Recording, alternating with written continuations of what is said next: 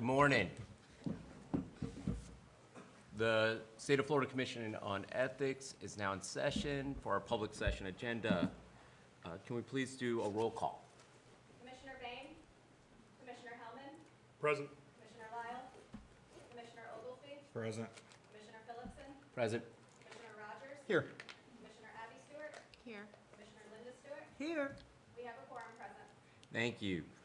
Commissioner Lyle asked that it be noted on the record that he is unfortunately unable to attend in person today because he has a client event in Utah.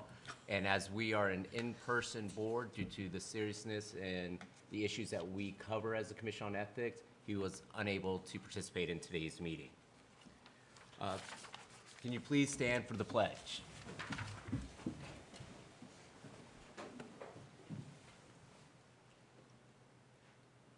I pledge allegiance to the flag of the United States of America and to the republic for which it stands, one nation, under God, indivisible, with liberty and justice for all.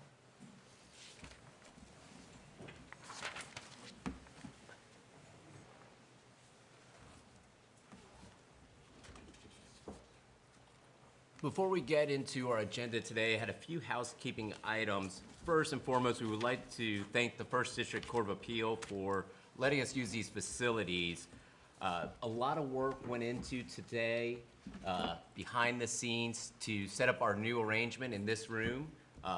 As many of you know, we previously were in a courtroom, and a lot of dynamics had to happen to make this work in this new space. Want to thank our staff, all the different work they put in to try the best arrangement possible to facilitate today's meeting. The Office of Legislative Services and Information Technology team, especially Andy Hermida, for their expertise in the selection and setup of our new soundboard. This meeting is being live streamed, so I ask that anyone addressing the commission, please make sure to speak up, speak into the long microphone at the podium, so you can be heard and so our broadcast audio and recording equipment can pick up your comments. To my fellow commissioners, please speak up and into the long microphones on the dais so your comments and debate can be heard. If you share a microphone with another member, please pull it as close as possible to you when speaking. Members ask that you be as brief and concise as possible in your questions and comments today, as we have a lengthy agenda. Pursuant to section 286.0114 Florida statutes, members of the public have the opportunity to have input on matters before the commission other than in cases in which we act in a quasi-judicial capacity. This means the public can have input on matters other than complaints, opinions, and determinations in financial disclosure cases. If you desire to be heard on a matter, please fill out a speaker card and give it to Ms. Fulford, who has her hand up. She does? Before we get into the approval of the minutes, as many of you know, our last two meetings we had to cancel. Unfortunately, some unforeseen circumstances with various commissioners that, due to personal tragedies and other matters that occurred, we weren't able to have a quorum. We appreciate everything that our staff goes through to prepare for these meetings, as well as the respondents, the complainants, the Attorney General's office goes, and the efforts that go into prepping for these meetings, and the effort it comes to come to Tallahassee and come before us for these serious matters. It was a unique circumstances that I don't envision ever being repeated, but we want to thank the staff and all the effort, the Herculean effort they put in. I think many people don't see what goes on behind the scenes of the work our investigators do to work up these cases, our legal team does for their analysis, the advocates and members of the public, the dedication you all make to this, and when those meetings had to be canceled, how much effort they put in to reschedule it, get it reorganized. And so I want to express, as a personal privilege of the chair, the appreciation of the whole commission for the effort of the staff that they go into, and all of you that are in attendance, the sacrifices you make to be here today. As commissioners, we signed up to fulfill this important public duty to protect the public trust, and none of us take it lightly. We dedicate hours and hours, tens of hours, prepping for each of these meetings. And unfortunately, life has circumstances that came up that none of us could control, but I'm hoping it is a once in, let's say, decade situation of having a cancellation like that. Let's just call it the perfect storm. With that said, I'd like to move for the approval of the minutes from the public session meeting on September 12th, 2025. Mr. Chair, so moved. Is there a second? Second. All in favor? Aye. Aye. Moving to the approval of the minutes for the public video conference November 14th, 2025. Is there a motion? Moved. Second. All in favor? Aye. As you can see, we were very busy on Zoom for the purposes of the public session that we could do to try to keep the public business moving forward. With that, I also would like to welcome two of our new members that are meeting us in this new space. Would like to welcome Commissioner Abby Stewart and Commissioner Joseph Oglesby to the commission. We look forward to working with you and unique and varied experiences that you all bring to the commission and the wealth of knowledge that you're coming. And we thank our past commissioners, Lucas, Fuste, and Bush, who served the commission honorably. Would either of you like to say anything to the commission? I'm honored to serve. Likewise. When I said we were going to be short today, I told you we were short. You have to keep it brief. Yeah. The next order of business today is the selection of the vice chair. The selected member will complete the term of the previous vice chairman. The term will end in September when we will elect a new chair and vice chair. At this time, I'll accept nominations for vice chair. Are there any nominations? Mr. Chair, Yes. I would like to nominate Commissioner Oglesby. Okay. Do we have a second? Second. Are there any other nominations? Hearing none, we'll take a vote on Commissioner Oglesby becoming the new vice chair.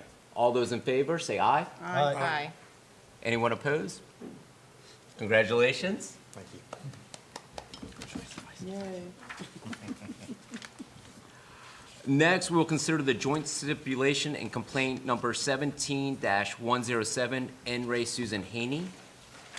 The first item for our consideration today relates to a complaint where probable cause was found in previous meeting of the commission, and we now have before us a proposed joint stipulation between the commission advocate and the respondent. After considering all the materials and the presentations of the parties, the commission may vote to approve or to reject the stipulation. If a stipulation is rejected, the parties cannot renegotiate and present a new stipulation at this meeting. The complaint would go to the Division of Administrative Hearings for an evidentiary hearing, or the parties could negotiate a new settlement for consideration at another commission meeting. Will the parties or their counsel please identify themselves for the record? I'm Joe Burns, advocate for the commission. Mark Herron on behalf of Susan Haney. Thank you, gentlemen. The complainants have the right to respond in writing to proposed stipulations. The complainant in this matter did not file a response. Are there any members of the commission who need to make a disclosure regarding this case? Mr. Chair, Yes. as disclosed in my last meeting, I served on the city commission with Mayor Haney at the time. I've spoken to legal counsel. There's no conflict. I intend to participate. Okay.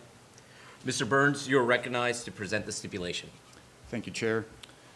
The respondent in this case is the former mayor of Boca Raton. This case originally involved 8 allegations. However, 3 of those were dismissed by this commission pursuant to Section 112.324(1)A because they were based on hearsay. So that left 5 allegations pertaining to inaccurate financial disclosures. Of those 5, 3 were addressed by the respondent's criminal case in which she pled guilty, was fined $1,000, served 100 hours of community service, and spent 1 day in jail and 1 year on probation. Under this agreement, the parties would agree that respondent's criminal punishment adequately addresses and deters the conduct referenced in her criminal case and that it would not serve the public interest to litigate over those 3 allegations again. That leaves only 2 allegations which have not been addressed, which under this agreement would be resolved by a $500 fine for each allegation for a total of a $1,000 fine and a public censure and reprimand. I ask the commission to adopt this agreement in lieu of further litigation. I can answer any questions if there are any. Do any of the commissioners have questions for Mr. Burns? Seeing none. Mr. Herron, would you wish to make a comment on the stipulation? Yes, Mr. Chairman, very briefly, we would urge the commission to adopt the joint stipulation as recommended by the commission's advocate. Is there any questions for Mr. Herron? Seeing none, does anyone want to comment on the proposed stipulated, the stipulation, joint stipulation of fact and law? Okay. Seeing none, I will entertain a motion on the adoption of the stipulation. Move. Second. Okay. Why don't we take a vote? All those in favor? Aye. Aye. All those opposed? The stipulation is adopted. Thank you.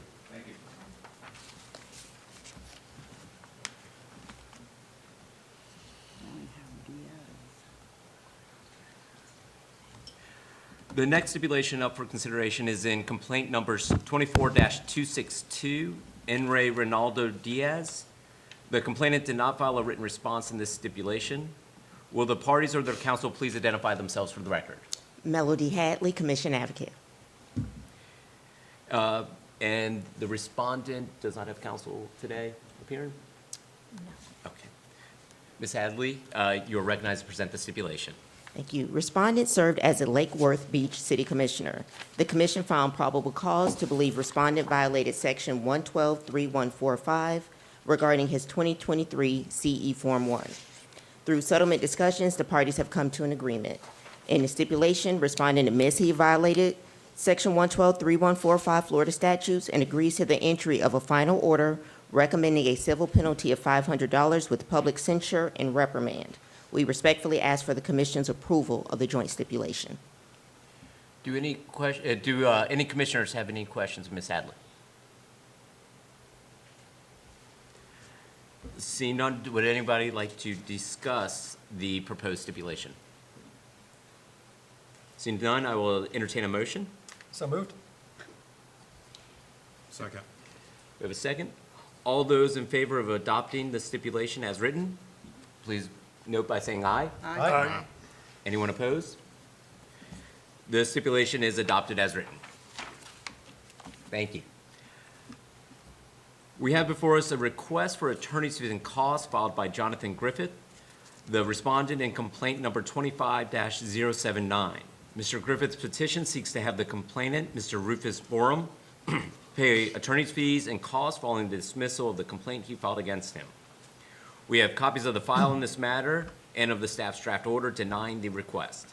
At this stage, we'll vote to determine if the petition is legally insufficient and dismiss it as recommended by the draft order in your materials, or find the petition is sufficient and should be sent to the Division of Administrative Hearings for a hearing as to cost and fees. Are there any members who need to make a disclosure in this matter? Seeing none, are Mr. Griffith, Mr. Borum, or their legal counsel present? If so, will you please identify yourselves for the record? Mark Herron on behalf of Mr. Baroom. Thank you. And Commission Staff Attorney Stephanie Novinario. Ovinario, you're close. Novinario, so close. Yeah. Through the chair. This case presents an issue regarding a motion for attorney's fees. As a reminder, there are two stages to a motion for attorney's fees pursuant to Rule 34-5.0291. The first stage is where we are now. It is the sufficiency stage, where the commission determines whether the facts and grounds alleged in the petition are sufficient to state a claim for costs and reasonable attorney's fees. If you determine the petition is sufficient to state a claim for attorney's fees, Mr. Griffith will receive a hearing before DOA, the Division of Administrative Hearings. If you determine the petition does not sufficiently state a claim for attorney's fees, the commission shall dismiss the petition. If the petition is dismissed, Mr. Griffith does have an opportunity to amend his petition and resubmit if he so desires. Section 112.317, sub 7, which governs motions for attorney's fees and costs, does not automatically allow for a respondent to recover fees simply because a complaint filed against him or her was ultimately dismissed. Rather, the person moving for attorney's fees, in this case, Mr. Griffith, bears the burden of proving entitlement to the fees pursuant to the strict requirements of the statute. A sufficient petition must allege three things. First, that the complaint contained false allegations. Second, that the complainant, here Mr. Borum, made those false allegations either knowingly or recklessly. And third, that the false allegations were allegations that were material to a violation of the Code of Ethics. This is key in this case. The false allegations made in the complaint must be material to a violation of the Code of Ethics. Here, I recommend dismissal of the petition because it does not sufficiently allege that Mr. Borum made false allegations in his complaint that were material to a violation of the Code of Ethics. In the fees petition, Mr. Griffith requests $28,895 in attorney's fees and costs. The fees petition alleges Mr. Borum made some allegations in the complaint that are false. However, the allegedly false allegations in the complaint are not allegations that are material to a violation of the Code of Ethics. Let me explain. The complainant here, Mr. Borum, a city commissioner for Palatka, filed his complaint against Mr. Griffith, who formerly held several positions with the city of Palatka, including interim city manager and assistant city manager. In his complaint, Mr. Borum made a number of allegations against Mr. Griffith. These allegations were supported by two separate reports generated for the city by an outside law firm. Ultimately, the commission determined only one of those allegations was sufficient for investigation.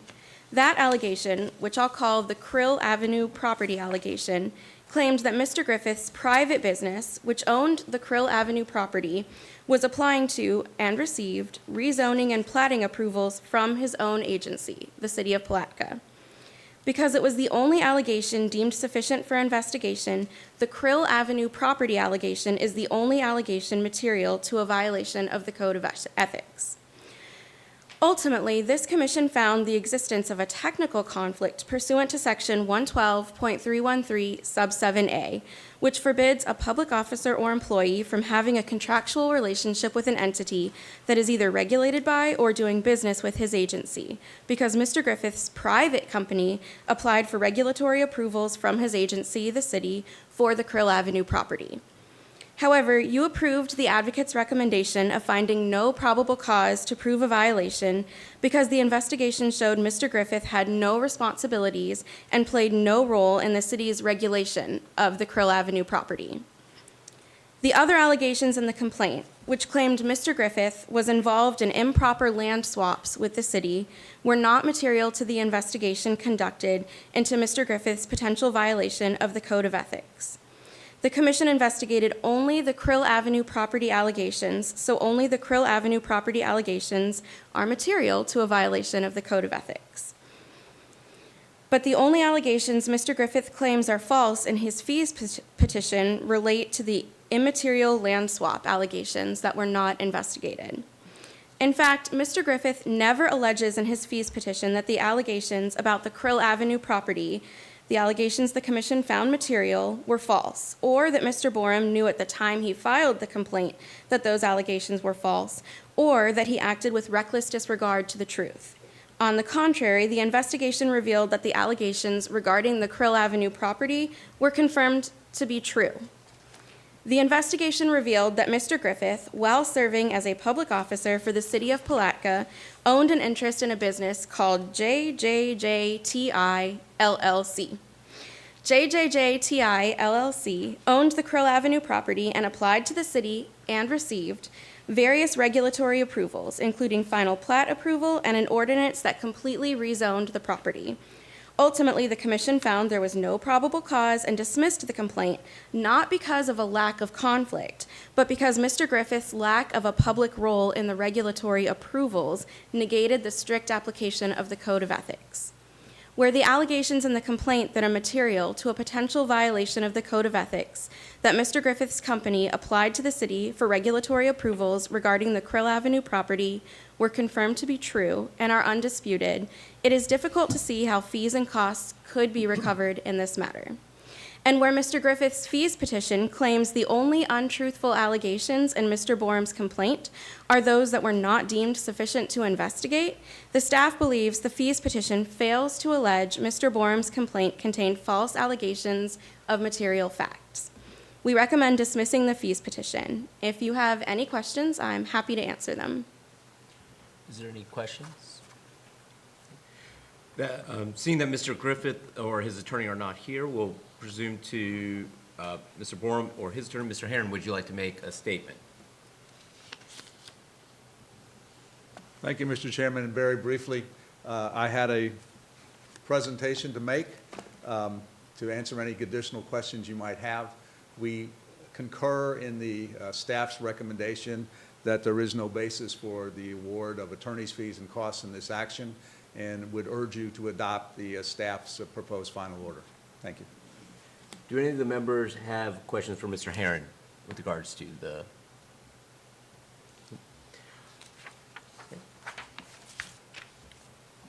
Anyone want to discuss the proposed order of dismissal? Seeing none, I will entertain a motion to approve the order dismissing the motion for attorney's fees. So moved. Second. All those in favor? Aye. Aye. Anyone opposed? Seeing none, we adopt the order, the draft order dismissing the motion for attorney's fees.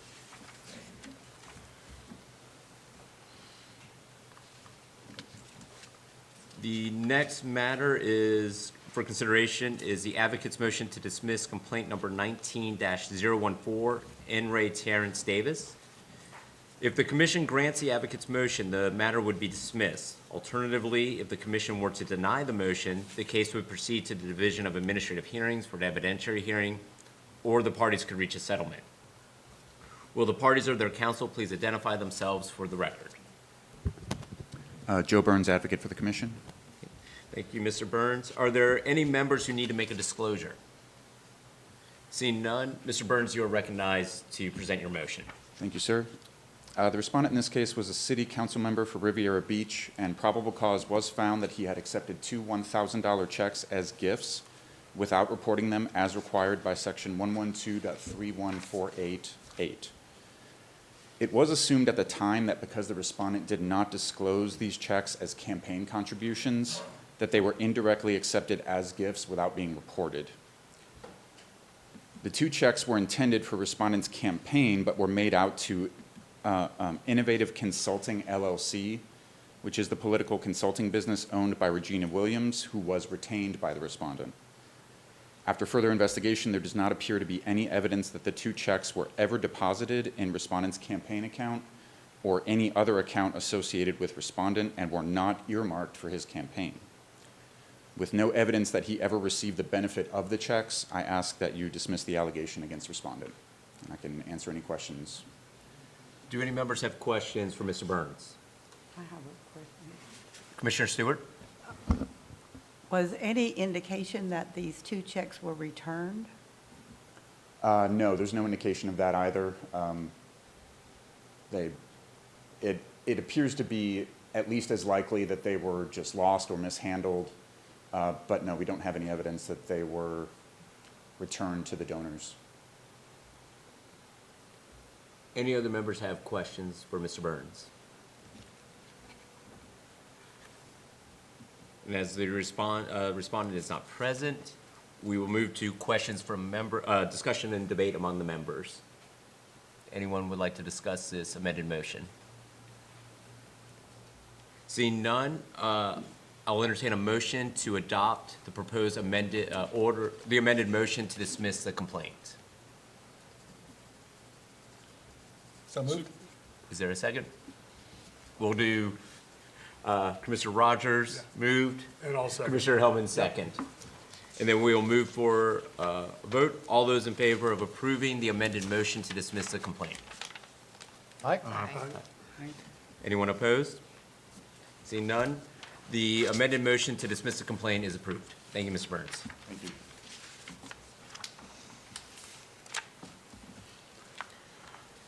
Now we'll transition to the consideration of advisory opinions. This will be file 2824, file 2826, file 2828, file 2829, and file 2830. We'll take them up individually. We have 5 advisory opinions for consideration today. First, we'll take up advisory opinion file 2824. Any public officer, candidate for public office, or public employee in Florida who is in doubt about the applicability of the disclosure laws or standard of conduct to himself or herself, or anyone who has the power to hire or terminate another public employee, may seek an advisory opinion from the commission about himself, herself, or that employee. Advisory opinions are based solely on the facts provided by the requester and are legally binding on the conduct at issue. Are there any members of the commission who need to make a disclosure regarding file 2824? Seeing none, is the requester in attendance? I do not believe so. Then I will recognize Ms. Stephanie Novinario to present the draft opinion. Through the chair, and I believe you're each receiving a handout. Perfect. Dr. Bob McCann is a Manatee County Commissioner, and he has requested guidance regarding how and whether he, as a commissioner, can go about endorsing another candidate for the Manatee County Board of County Commissioners. Specifically, he notes that Manatee County has created commissioner-specific letterhead and wonders whether he can use that letterhead to endorse a candidate. This question implicates the misuse of public position statute found in section 112.313 sub 6 Florida statutes, which prohibits public officers and employees from using their positions or the public resources of their positions to benefit either themselves or someone else. To violate the misuse of public position statute, the public officer must take or attempt to take in his official capacity some action that is inconsistent with the proper performance of his public duties. The Commission has previously held that the use of public property, like letterhead, for a solely private purpose, like an endorsement, is prima facie inconsistent with the proper performance of one's public duties. In complaint number 96-241, Robert D. Moore, a county tax collector, was found to have violated the misuse of public position statute when he used his office's official letterhead to write an endorsement of a candidate and allowed a newspaper to reprint that endorsement in full, including the letterhead. Similarly, here, the Commissioner's use of county-provided letterhead to endorse his preferred candidate would amount to the use of a public resource for a solely private purpose. However, though the Commissioner cannot use the resources of his public position, including his county-provided letterhead, to write a private endorsement, he can self-identify as a Commissioner on the private endorsement. The Commission has consistently opined that self-identification as a public officer for autobiographical purposes does not amount to a corrupt use of one's public position. The Commissioner could also create his own letterhead identifying himself as a public officer and use that self-created letterhead for a private purpose like an endorsement without misusing his position, as long as the letterhead explicitly clarifies that its contents are private opinions that are not attributable to his public body as a whole. Here, the Commissioner has provided a copy of a sample endorsement for Ed Bailey, who served as an aide to the Commissioner and plans on running for a Manatee County Commission seat. That sample endorsement is what you each have been handed. The Commissioner has confirmed that he created the header and footer of this document himself, rather than using the county-provided letterhead, so he is not misusing the resources of his public position. The letterhead self-identifies the Commissioner for autobiographical purposes, which is not a misuse of one's public position. It notes the address of the Manatee County Administration Building and the phone number, and also includes 2 disclaimers, one noting that the stationery was not paid for using county funds, and one explicitly clarifying that the opinions expressed within are the Commissioner's private opinions and not those of his board. The Commission has found a very similar endorsement on very similar self-created stationery did not violate the misuse of public position statute in complaint number 9071 in Re Eileen Lieberman. The one difference here is that the Commissioner included in his contact information his public Commissioner email address, which was probably not a thing that existed in 1990 when In Re Eileen Lieberman was decided. If the board desires, I would be happy to edit the draft opinion to include a cautionary footnote explaining that including one's public email address on a private endorsement does not, in and of itself, violate the misuse of public position statute. However, advertising one's public email address on a private endorsement might invite the future use of the resources of one's public position, a public email account, for the private purpose of discussing that endorsement. Overall, this example submitted by the Commissioner does not appear to violate the misuse of public position statute and is a good example of following the guidance recommended in this draft opinion.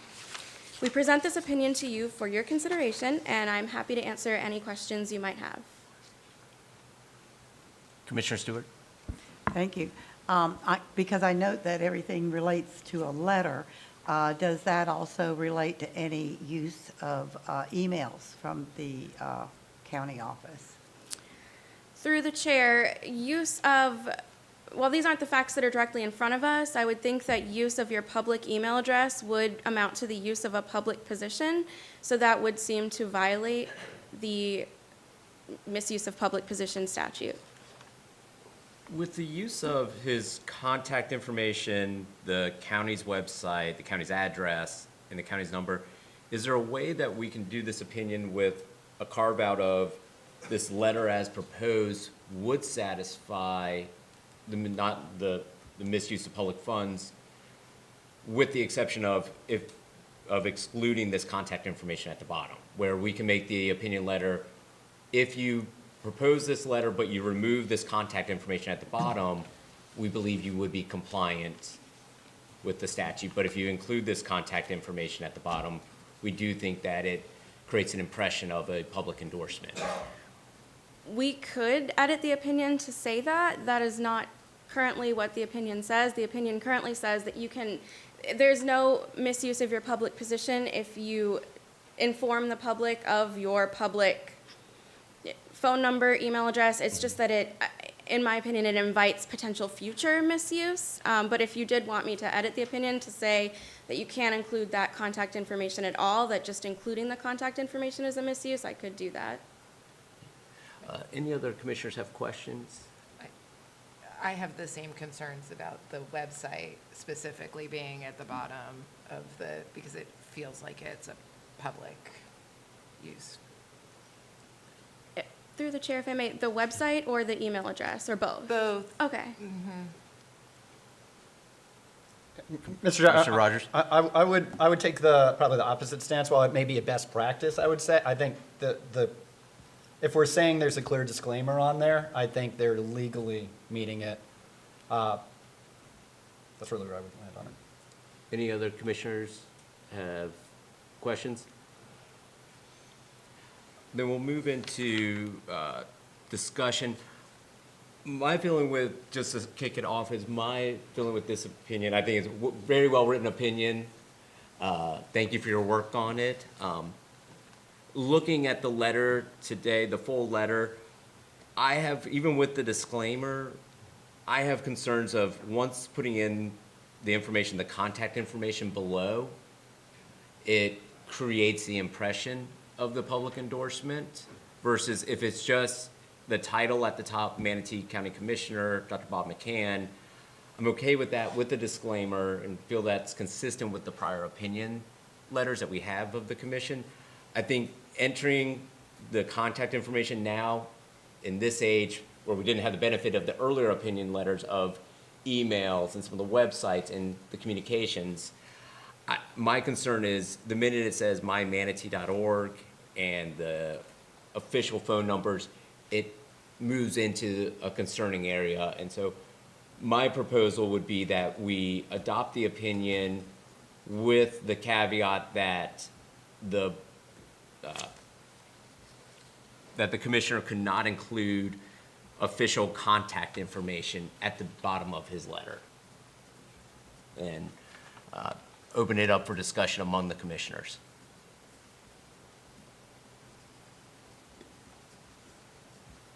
I think that's a reasonable request.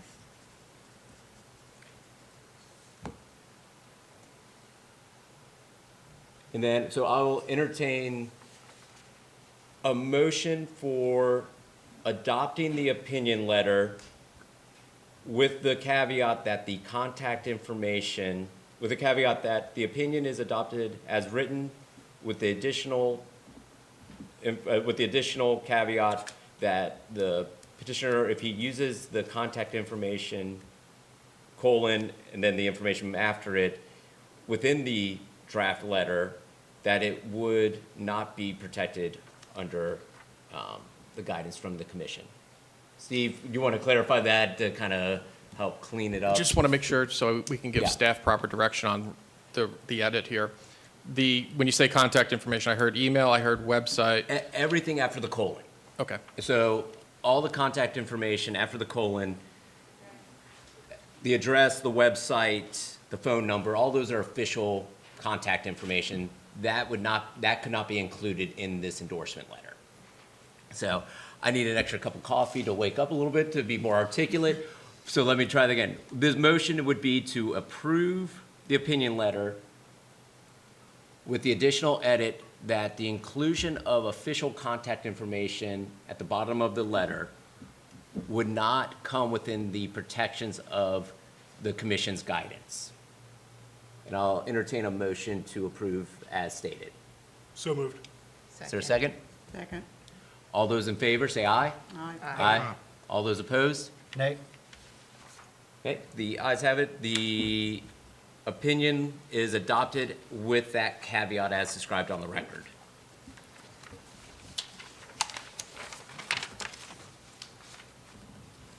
Moving next, we will take up advisory opinion file 2826. As stated previously, any public officer or candidate for public office or public employee in Florida who is in doubt about the applicability of disclosure laws or standard of conduct to himself or herself, or anyone who has the power to hire or terminate another public employee, may seek an advisory opinion from the commission about himself, herself, or that employee. Advisory opinions are based solely on the facts provided by the requester and are legally binding on the conduct at issue. Are there any members of the commission who need to make a disclosure regarding file 2826? Hearing none, I'll recognize Mr. Michael Terry to present the draft opinion. Through the chair. You should all have a handout being distributed now. It's the new first page for the opinion. It basically just clarifies in the summary a few points. File 2826 begins with the question, may Kelly Machado, a member of the St. Lucie County Fire District General Employee Pension Fund Board, accept a prize that was won through a raffle operated by a local nonprofit? In answering this question, we must first assess whether the gift law or other provisions of the Code of Ethics apply to Ms. Machado. As a reporting individual with an annual responsibility to file the Form 1 Statement of Financial Interests, Ms. Machado is subject to Section 112-3148, the gift law, and other provisions of the Code of Ethics. Next, we must determine if the prize is actually a gift that would make it subject to the gift law. To paraphrase Section 112-312, subsection 12, a gift is something of value that is received by an individual where that individual does not give equal or greater compensation within 90 days, equal or greater consideration within 90 days. In this case, Ms. Machado purchased 4 tickets for a total of $50. Each ticket purchased entitled the holder to a chance at winning one of 3 prizes. Subsequently, she won the grand prize, which was a 7-night stay on Cape Cod, valued at $2,850. This does not appear to be a gift, but rather a purchase of the chance to win a prize. The events described are far more in line with the formation of a contract than a gift. Further, the consideration paid for the chance to win appears adequate to meet the standard that equal or greater consideration was paid for the chance at winning. This largely aligns with the logic found in CEO 13-2, where the commission found that a prize won through a silent auction was also not a gift. As such, the draft recommends that the requester may accept the raffle prize because it is not actually a gift, but instead a purchase. I am here to answer any questions at this time. Are there any questions for Mr. Terry? Seeing none, I believe the requester is not present, so we will move into debate of the draft opinion.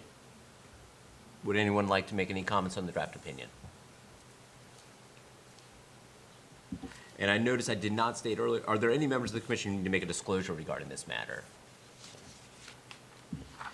Then I will entertain a vote to adopting the draft opinion. I so move. Is there a second? Second. All those in favor, say aye. Aye. Aye. Anyone opposed? The draft opinion is adopted as is. Thank you, Mr. Terry. Moving to our next draft opinion. This is file 2828.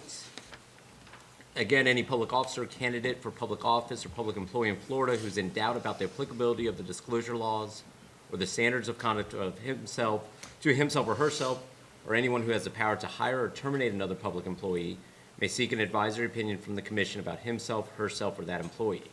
Advisory opinions are based solely on the facts provided by the requester and are legally binding on the conduct at issue. Are there any members of the commission who need to make a disclosure regarding this matter?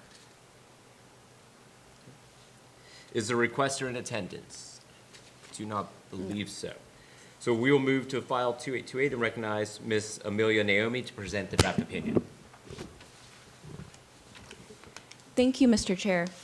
So this opinion concerns the applicability of post-public employment provisions to a former senior psychologist for the Department of Corrections. So to provide some background, Dr. Jennifer Jimenez left the department in January of 2025.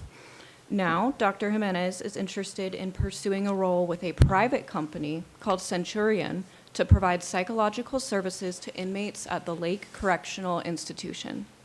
So Centurion has a single statewide contract with the Department of Corrections to provide correctional health care services, including medical, mental health, and dental care in all FDOC-managed facilities. This contract was entered into on July 1st, 2023, which was during the time Dr. Jimenez was at the department, and it expires on June 30th, 2028. So Dr. Jimenez has stated that as part of her responsibilities at DOC, she audited mental health care services performed by Centurion providers in DOC facilities.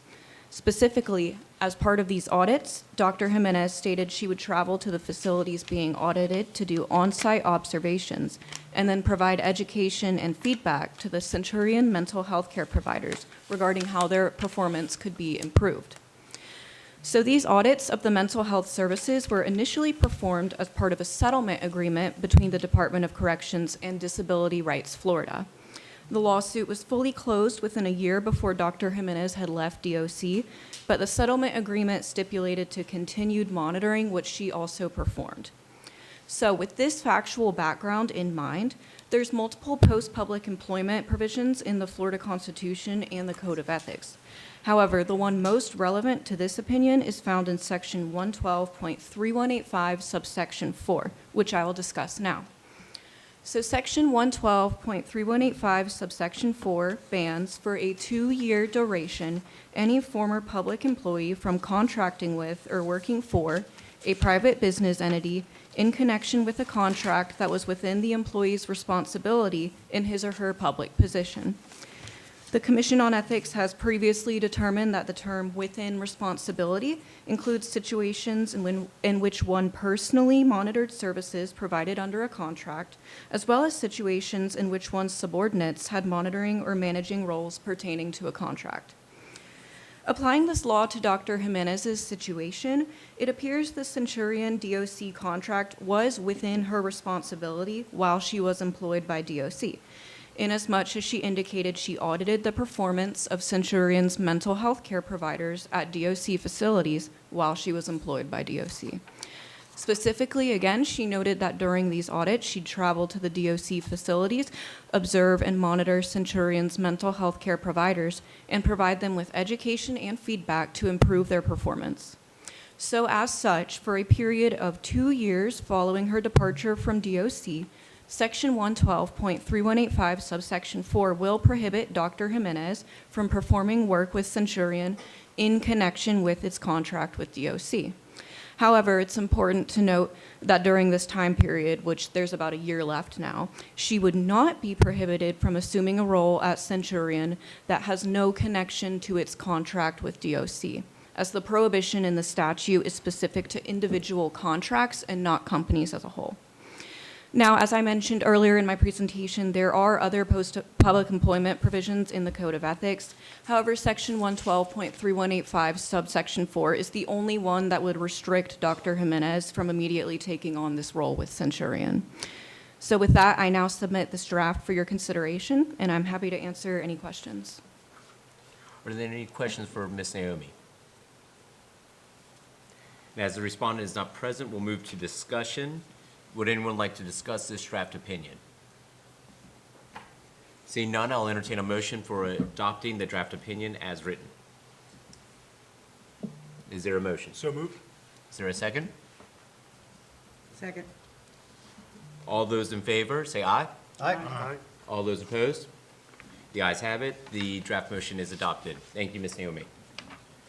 Moving next to file 2829. Are there any members of the commission who need to make a disclosure regarding this matter? Seeing none, I'll recognize, is the requester in attendance? No. Do not see it. And I'll recognize Ms. Stephanie Novenario to present the draft opinion.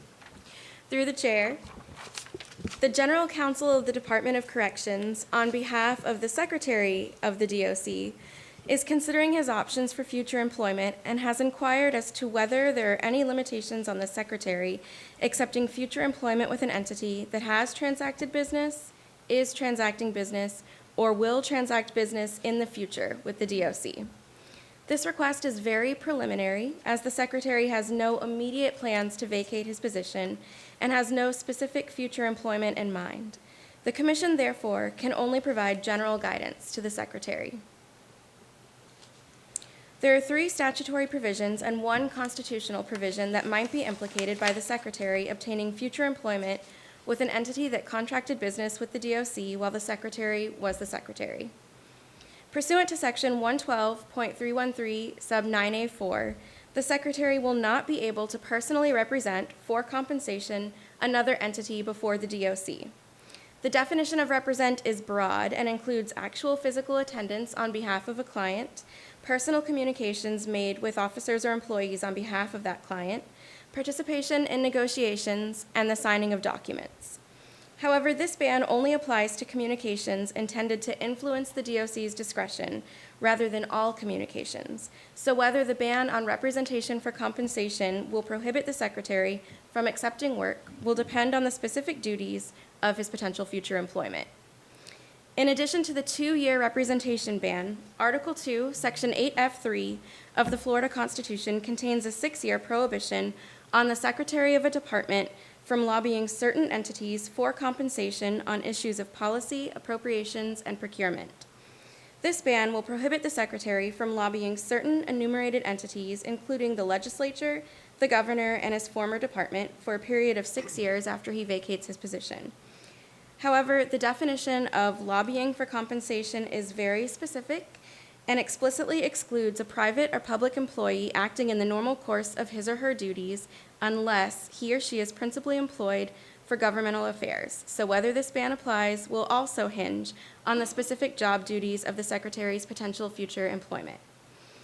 In addition to the representation and lobbying bans, the Code of Ethics for public officers and employees contains additional provisions that will restrict the Secretary from engaging in private work in connection with a contract between the DOC and a private entity if certain conditions are met.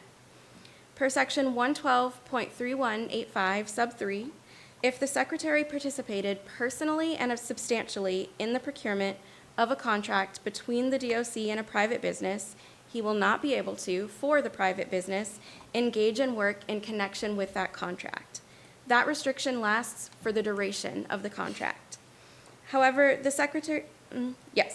Secretary's elevated position within the DOC does not automatically mean that he had personal and substantial participation in all of the DOC's contracts.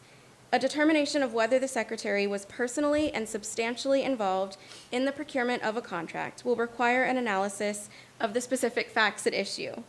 However, signing a contract on behalf of an agency amounts to personal and substantial involvement in the procurement of that contract. So if the Secretary has signed a contract on behalf of the DOC, he will be prevented from accepting private work in connection with that specific contract. Finally, per section 112.3185 sub 4, if a contract for services between the DOC and a private entity is within the Secretary's responsibility, the Secretary will be prohibited from accepting private work in connection with that contract for a period of 2 years. We have previously held that a contract is within a public employee's responsibility when the employee monitors or manages a contract or has ultimate authority over that contract. The Secretary, as the head of the DOC, has ultimate authority over all of the DOC's contracts and would therefore be prohibited from accepting private work in connection with any of the DOC's contracts for contractual services for a period of 2 years after he vacates his position. Ultimately, we encourage the Secretary to reach out to us again once he has more specific facts about his potential future employment. With more facts, we will be able to provide more thorough guidance as to whether the representation ban, the lobbying for compensation ban, and the prohibitions against accepting private work in connection with certain contracts apply, and whether any specific facts warrant the negation of the strict application of certain provisions of the Code of Ethics pursuant to Section 112.316. I present this opinion to you for your consideration and am happy to answer any questions you might have. Are there any questions from the commission? Seeing none, and as the respondent is not present, we'll move to discussion. Would anyone like to discuss this draft opinion? Okay. We'll move to the vote. I will entertain a motion adopting the draft opinion for file 2829 as written. So moved? Is there a second? Second. All those in favor? Aye. The ayes have it. The opinion is adopted as written. Thank you, Ms. Novinario, for that draft opinion. Next, we'll recognize file 2830. Are there any members of the commission who need to make a disclosure regarding this matter? Seeing none, is the requester in attendance?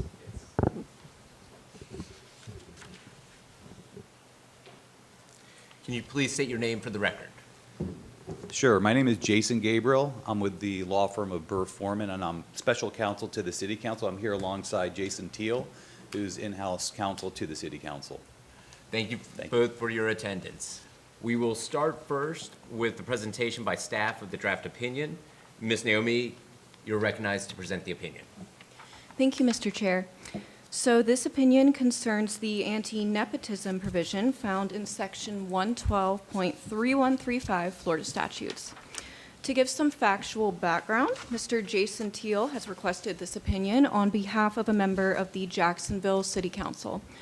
So pursuant to Jacksonville's charter, City Council members have a duty to annually elect council leadership in the form of the council president and the council vice president.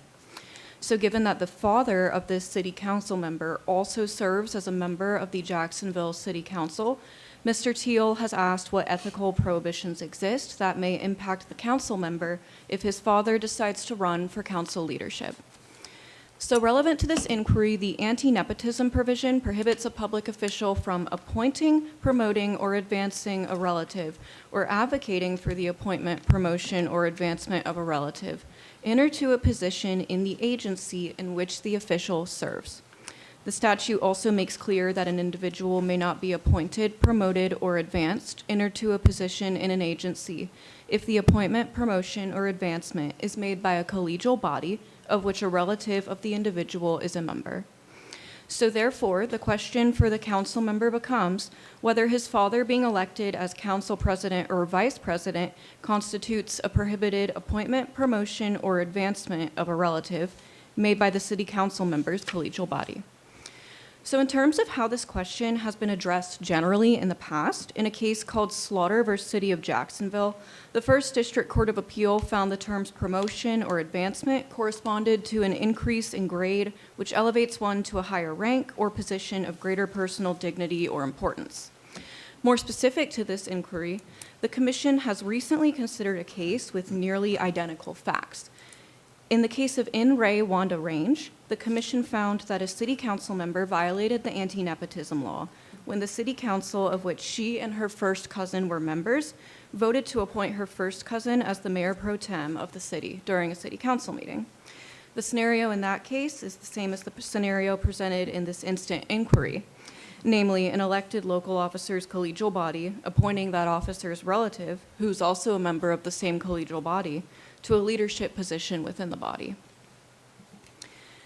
So here, from a review of the Jacksonville Code of Ordinances, it's clear that both the council president and the council vice president have a higher rank than other council members. For instance, in the event of a vacancy in the office of the mayor, the president of the council serves as a mayor until a successor mayor is qualified and elected, and if there is no president of the council, the vice president serves. Furthermore, during any absence of the mayor from Duval County, the president of the council automatically becomes acting mayor. And if the mayor and the president of the council are simultaneously absent from Duval County, the vice president of the council automatically becomes acting mayor with the same powers as the president of the council would have in like circumstances.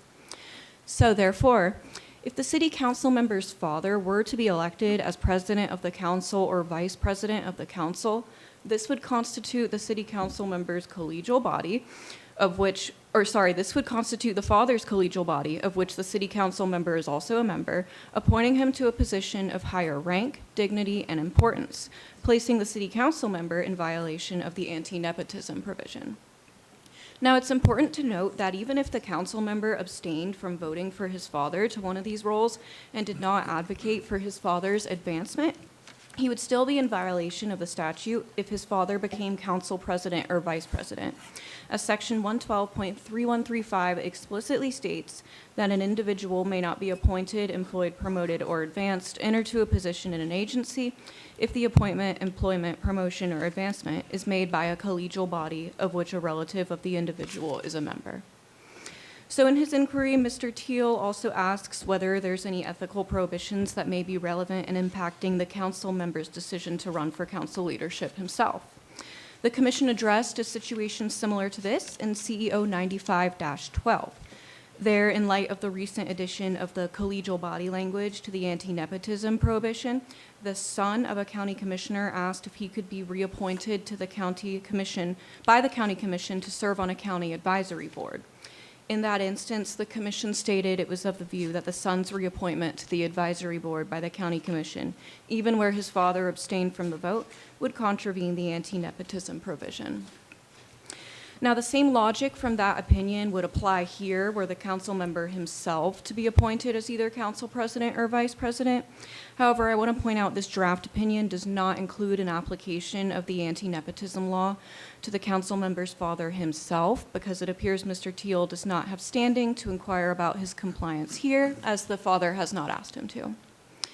And finally, I want to point out that this opinion discusses why an application of Section 112.316 to negate this application of law is inappropriate here. And if you have any questions about that, I'm happy to answer them. So with that, I now submit this draft for your consideration. And again, I'm happy to answer any questions. Thank you, Ms. Naomi. Are there any questions for Ms. Naomi from the commission?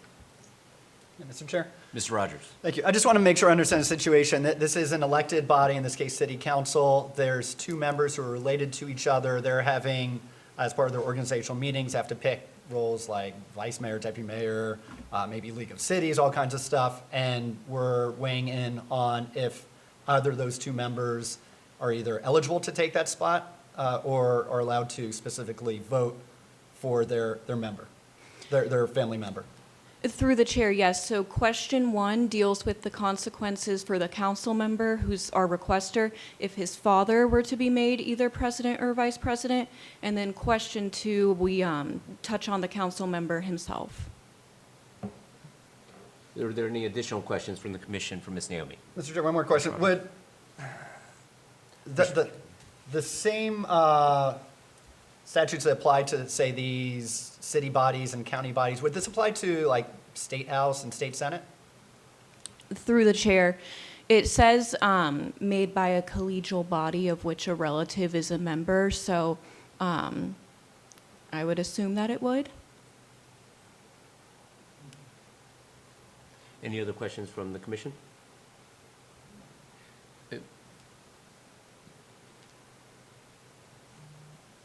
And you said that there was a prior opinion involving City of Jacksonville as well in this context?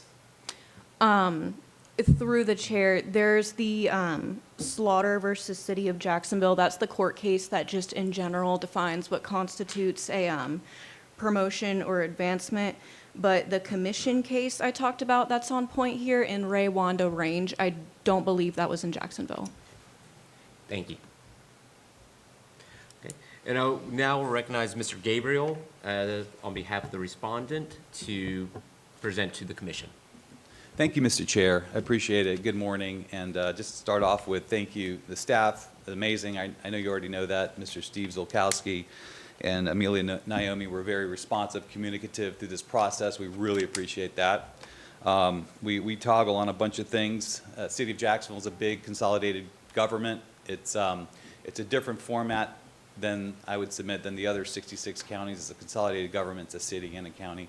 I'll try to spare you the minutia there, but as you might surmise here, we do take a different approach and opinion altogether on this question, and I'm going to present essentially 4 main arguments, and then Mr. Teal will come and state a couple of things, and we'll try to be as brief as we can in this endeavor. Essentially, our position is that there is absolutely no violation of the nepotism statute in this particular circumstance, narrowed to the situation where it's an election, peer election of an internal legislative body's protocols. And so I'll elaborate on that. And so we will respectfully ask this commission to distinguish from the draft staff position, as the statute's application here would impermissibly interfere with the core constitutional rights and democratic structure of these elected bodies. So number 1, 4 main arguments. 1 is on constitutional grounds. Number 2, statutory construction and statutory grounds. Number 3, a brief contrast to some of the proceedings that were raised, including the Wanda Range administrative case. And number 4, some policy and rule construction considerations. So on the constitutional grounds, the City of Jacksonville's City Council is a body of independently elected officials under the Florida Constitution and the city's charter.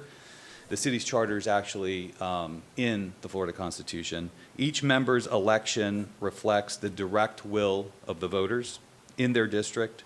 Applying this statute, this anti-nepotism statute, 112-3135, to bar a duly elected council member from being elected by that person's peers to leadership roles, whether it's the president or vice president, effectively disqualifies that person from offices that are constitutionally eligible, that they're constitutionally eligible to hold, based solely on a familial relationship. There are other, if we're worried about familial benefits, there are a host of other rules that apply, from sunshine to voting conflicts rules to gift rules, and all of those things that absolutely apply. But the mere hamstring of nepotism here doesn't apply. So this would create an unconstitutional barrier to office holding for qualified elected officials. Florida courts strictly construe statutes that limit eligibility of elected office, and so here the emphasis should be a narrow construction to avoid overreach.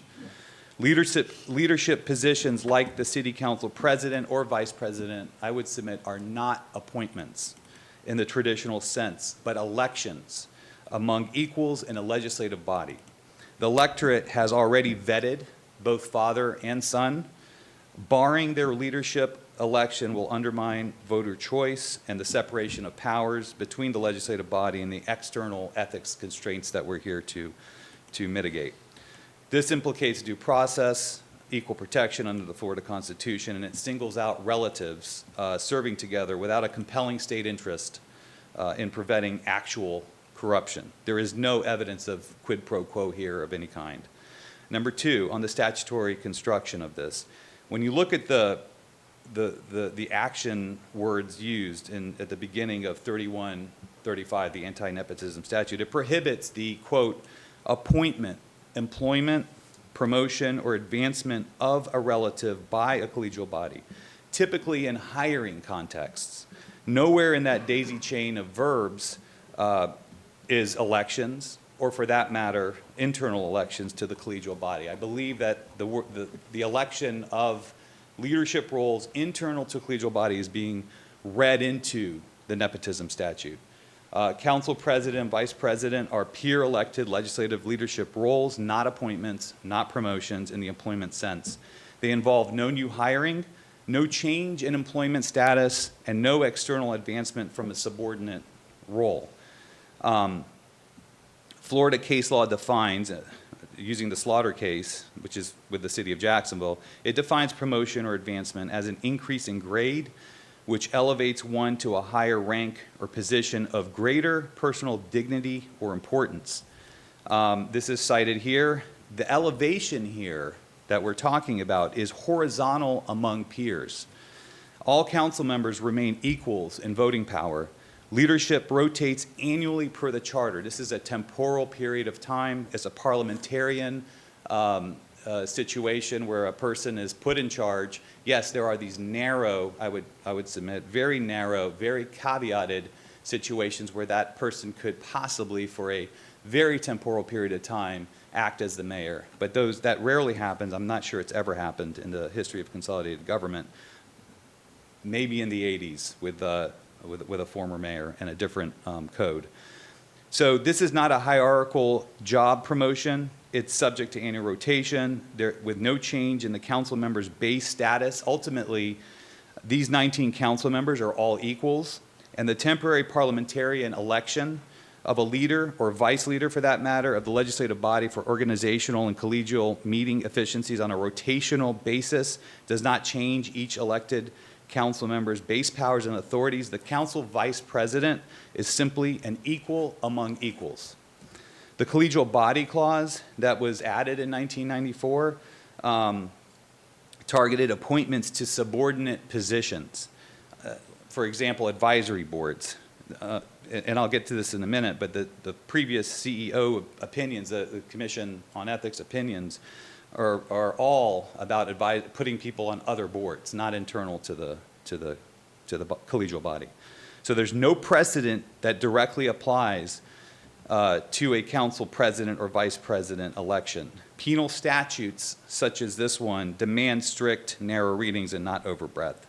The statute's purpose here is to prevent relatives from placing each other in public positions via authority over hiring and employment, not to disrupt the internal democratic processes of a legislative body. This would be the first time where someone would promote someone over themselves, not under themselves. And with that, I get to the distinction between some of the other proceedings that were brought up. There's the Wanda Range case, this administrative case, that involved the appointment of a relative as a mayor pro tem. In this case, we're talking about council leadership. They don't have the separation of powers that the city of Jacksonville has. It's the commission and with a mayor and a mayor pro tem as part of the collegial body. It's a small city council. There were 5 of them. It's distinguishable. The mayor pro tem involves more executive-like succession powers. It was treated as an appointment with a smaller body, less separation of power roles. Like I said, the Jacksonville City Council president and vice president are purely legislative presiding officer roles under the charter, again, with very, very limited, very conditioned situations of temporal mayoral duty in the absence or leave of a mayor. The collegial body's actions here is an election, not an appointment to a distinct office. And furthermore, that case had, I believe, 14 allegations of a host of issues, misuse of position, misuse of vehicles and P cards and that sort of thing.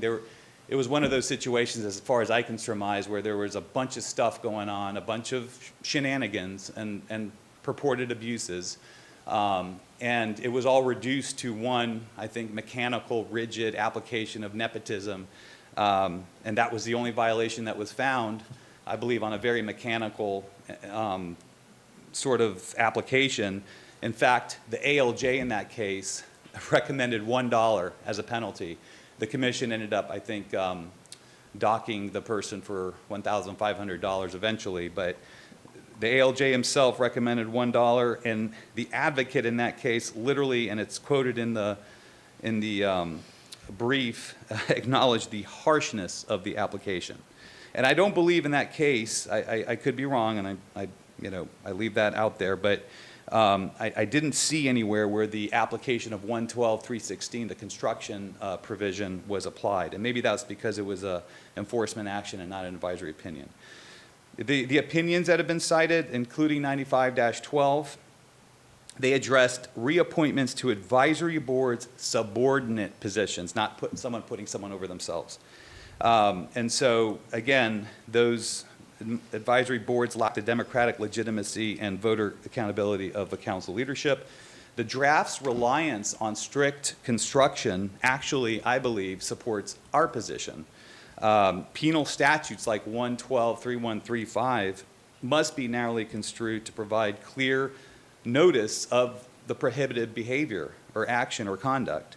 So extending it to intra-council leadership elections lacks clear statutory language and risks overbreadth. And lastly, policy and sort of practical considerations here. There is no harm to the public trust in this particular issue of purported nepotism with peer elected officials putting people in temporary roles to organize the parliamentarian effects of the meetings on an ongoing basis. There's no actual conflict or erosion of public trust. Both father and son were elected independently. Leadership is decided by a majority vote of the 19 members, and the roles rotate annually. These come to an expiration. These are not permanent roles. Applying the statute here, again, would disenfranchise voters by barring qualified leaders based on family ties alone, contrary to the legislative intent, and relatives that can serve together should be allowed to. Again, there's other rules that apply that curb any other behaviors that we may be concerned about. 112.316, the construction provision, I believe should absolutely apply here. This is, I think, a prima facie case for that application. That rule prevents a mechanical application of ethics laws where there's no interference with the full and faithful discharge of duties. While staff's draft appears to reject this, I would submit that nepotism concerns are minimal, if non-existent, in peer elected leadership situations. There's no private economic interest. There's no outside employment. And you can see the legislative intent for exceptions in the rule, because there are exceptions in there for certain things that the legislature thinks of over time, like small municipalities, volunteers, and that sort of thing. So in conclusion, and in line with, by the way, I don't know if you have this, and I have copies I can submit, but there is an Attorney General's opinion dated January 21st, 2026, which essentially agrees with the logic and advocacy we are providing here, and I have copies of those letters. That, coupled with the wholly appropriate application of 112.316, we would propose that the commission issue a narrow ruling that there is no violation of nepotism, of the nepotism rule when it involves internal elections, or an election internal to the collegial body. There could be other added buffers, such as where abstention occurs and that sort of thing, but that we would submit that the nepotism rules don't apply to internal elections of a collegial body. Finding no violation aligns with the strict construction and avoids undue interference with constitutional elected bodies. Again, keep in mind that there are a host of other rules and restrictions, gift laws, voting conflict laws that regulate behavior, sunshine laws, and those are in place. and those curb, whatever private gain at public cost we may be concerned with. And so with that, I appreciate your time and hearing us out here. Mr. Teal has a few words, and we're available for any questions that you might have and clarifications. But thank you for your time. I really appreciate it.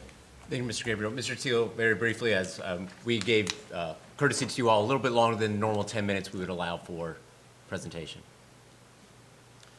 Thank you, Mr. Chairman, and Mr. Gabriel did cover the vast bulk of what we wanted to bring to your attention today.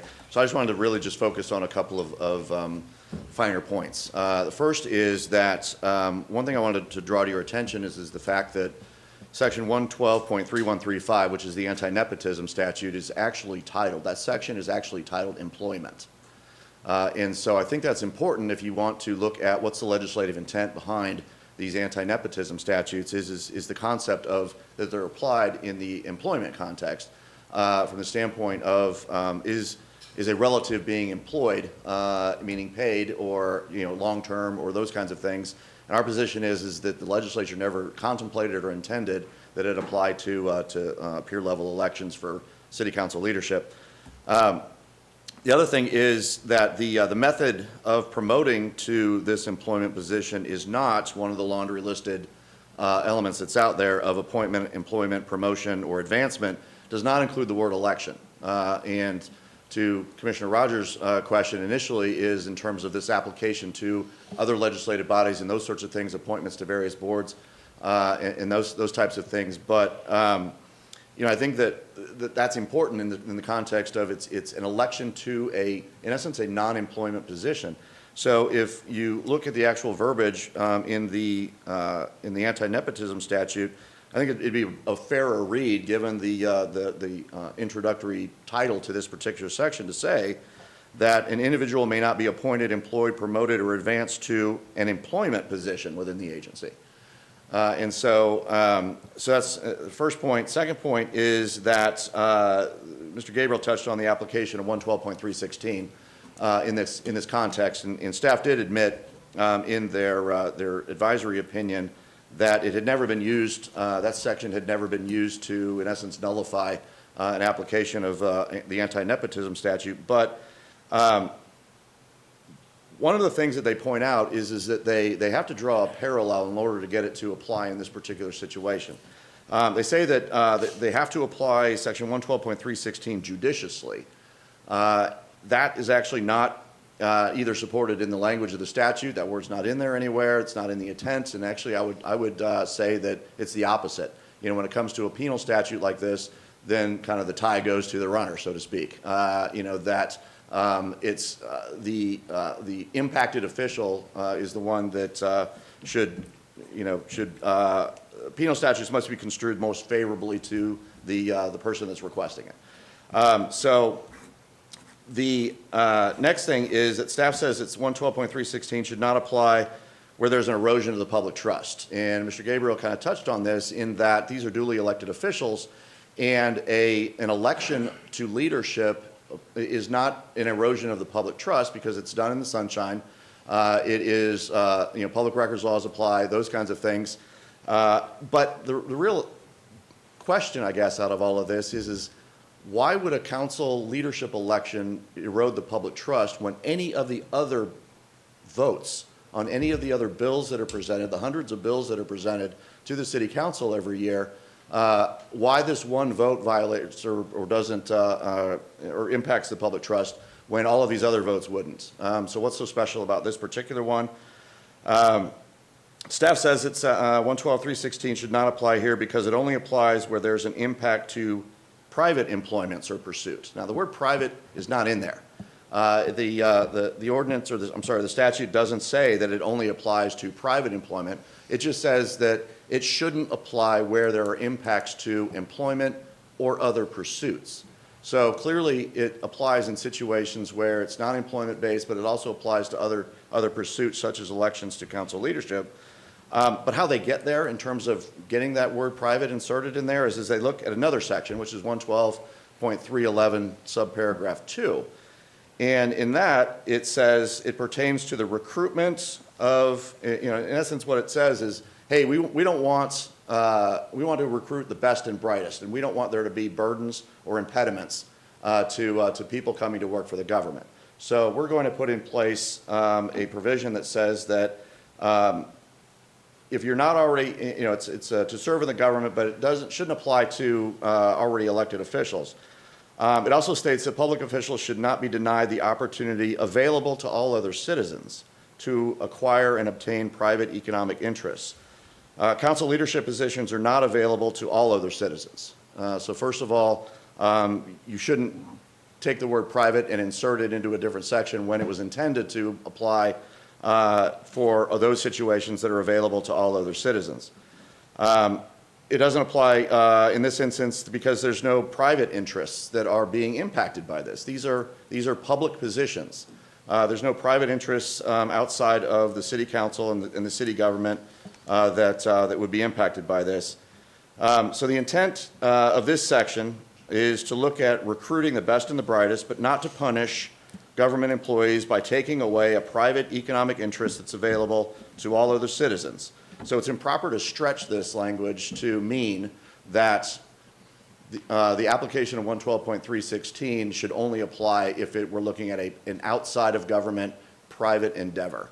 It should be applied to an internal election of the city council to not impact the opportunities of those council members to be able to participate in that.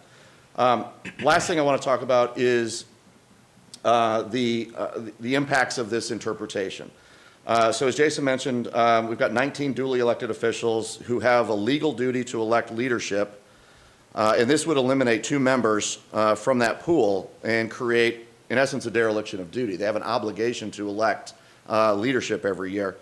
It deprives the other 17 council members from being able to potentially elect their candidate of choice. In essence, you're arbitrarily saying these 2 relatives are now ineligible for council leadership. So not only does it affect the two people who are the relatives, it also impacts the additional 17 council members because now it reduces their pool by 2 to be able to elect them to council leadership.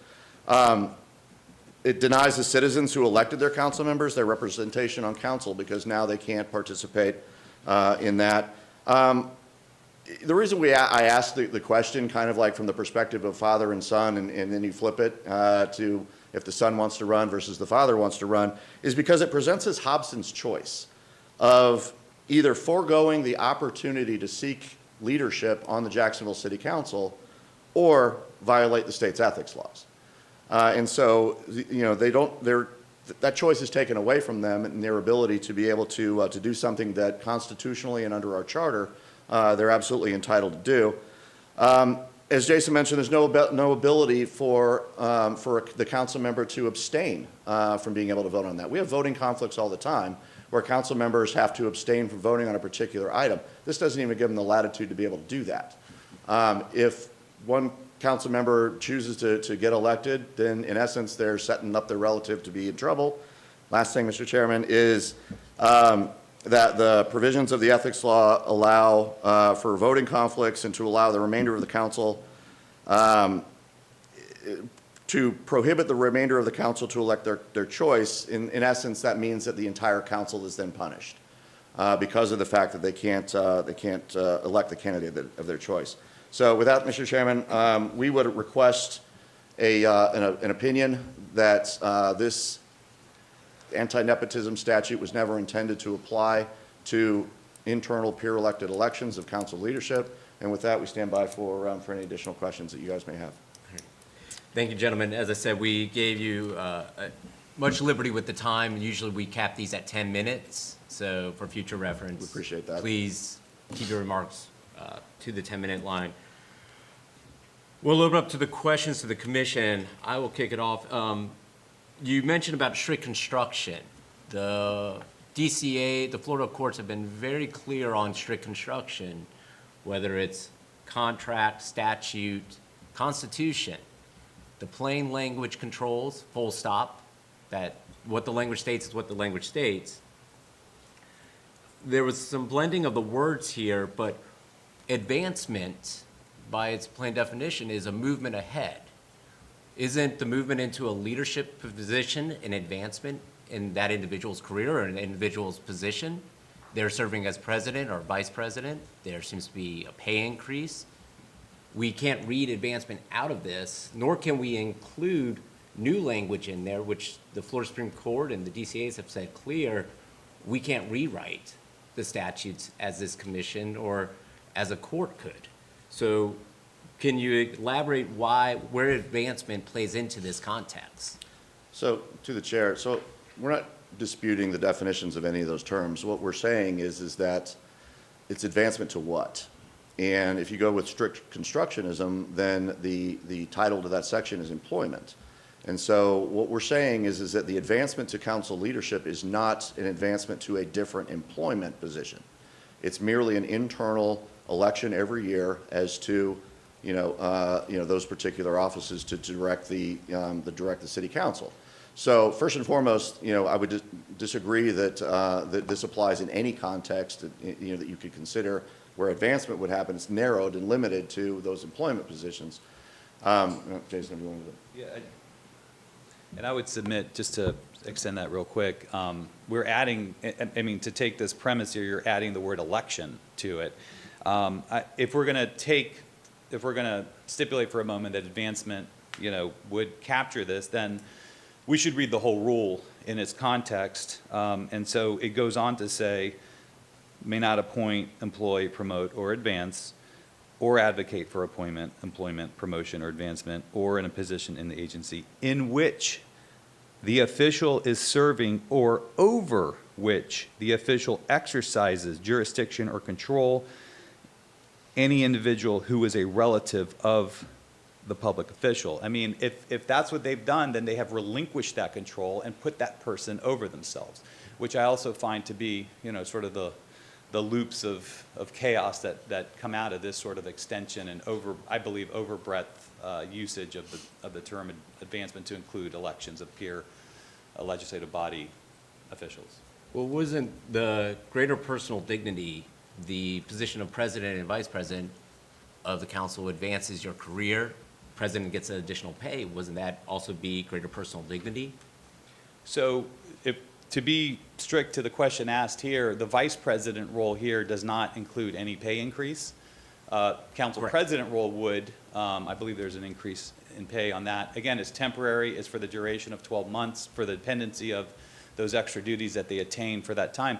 But no, at the end of the day, these are all the powers, duties, and responsibilities of each of these 19 members, and I submit in any collegial body setting really, but certainly in this case for the consolidated government of Jacksonville, they're equal.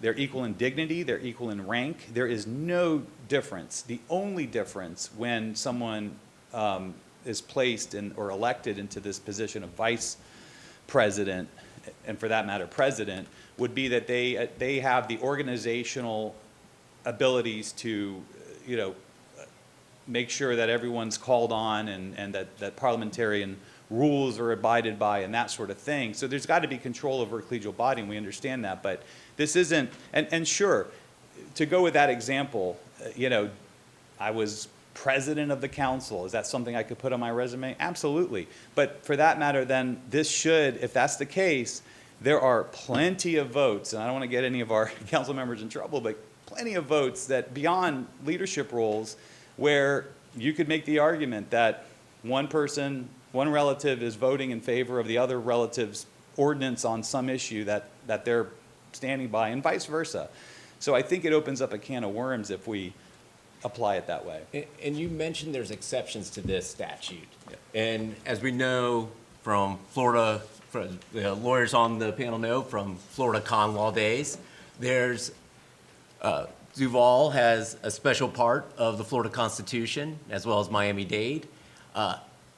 Is the other path to this is seeking an exception within the legislature because of the unique situation of Duval County and Miami-Dade County?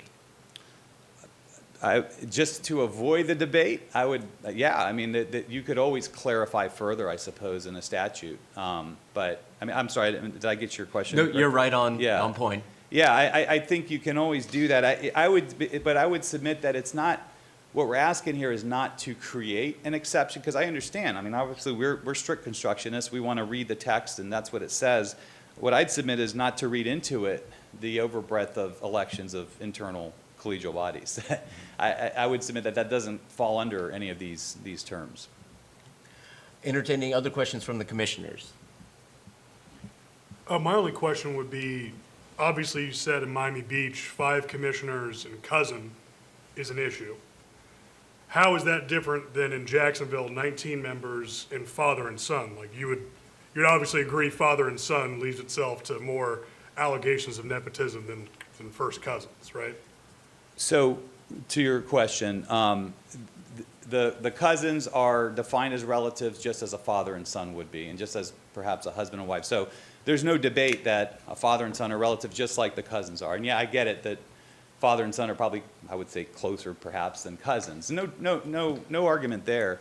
But I don't believe in that situation that the 112-316 application was applied. I think there were a host of different circumstances there, including the 13 other allegations, abuse of a vehicle and mileage card. Do you know how, let's be honest about how these things turn out sometimes, is that you don't find probable cause on a host of things, and then there's that one allegation, and that's used as sort of the vehicle. Again, I'm not accusing anyone of doing anything like that, other than I think that was utilized as the channel to dock the person. Even the judge in that case thought $1 was enough for the harsh application of the law. That is not precedent, by the way. Those specific facts, I know there's this parallel, that it's 5 members, we're 19, that's Mayor Pro Tem, that's the mayor. We have a separate mayor. She's in a totally different office. But in the Jacksonville laws, there is a way that the president would be an acting mayor, right? Under very conditioned circumstances for a temporary period of time. But correct. Almost like a pro tem, like a mayor pro tem. It's analogous. Okay. Yes. And I know I'm not allowed to ask questions, but I think I did mention this. We do have a letter from the Attorney General that supports our position on this. I don't know if you have a copy of that. If you don't, I'd like to put that into the record. That is fine if you can distribute it to. Sure. Can you distribute it? I've just got a bunch of copies here.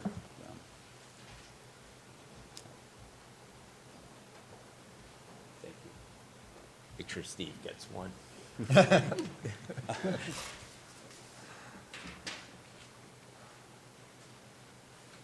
I may be a lawyer, but I always look to my lawyer still.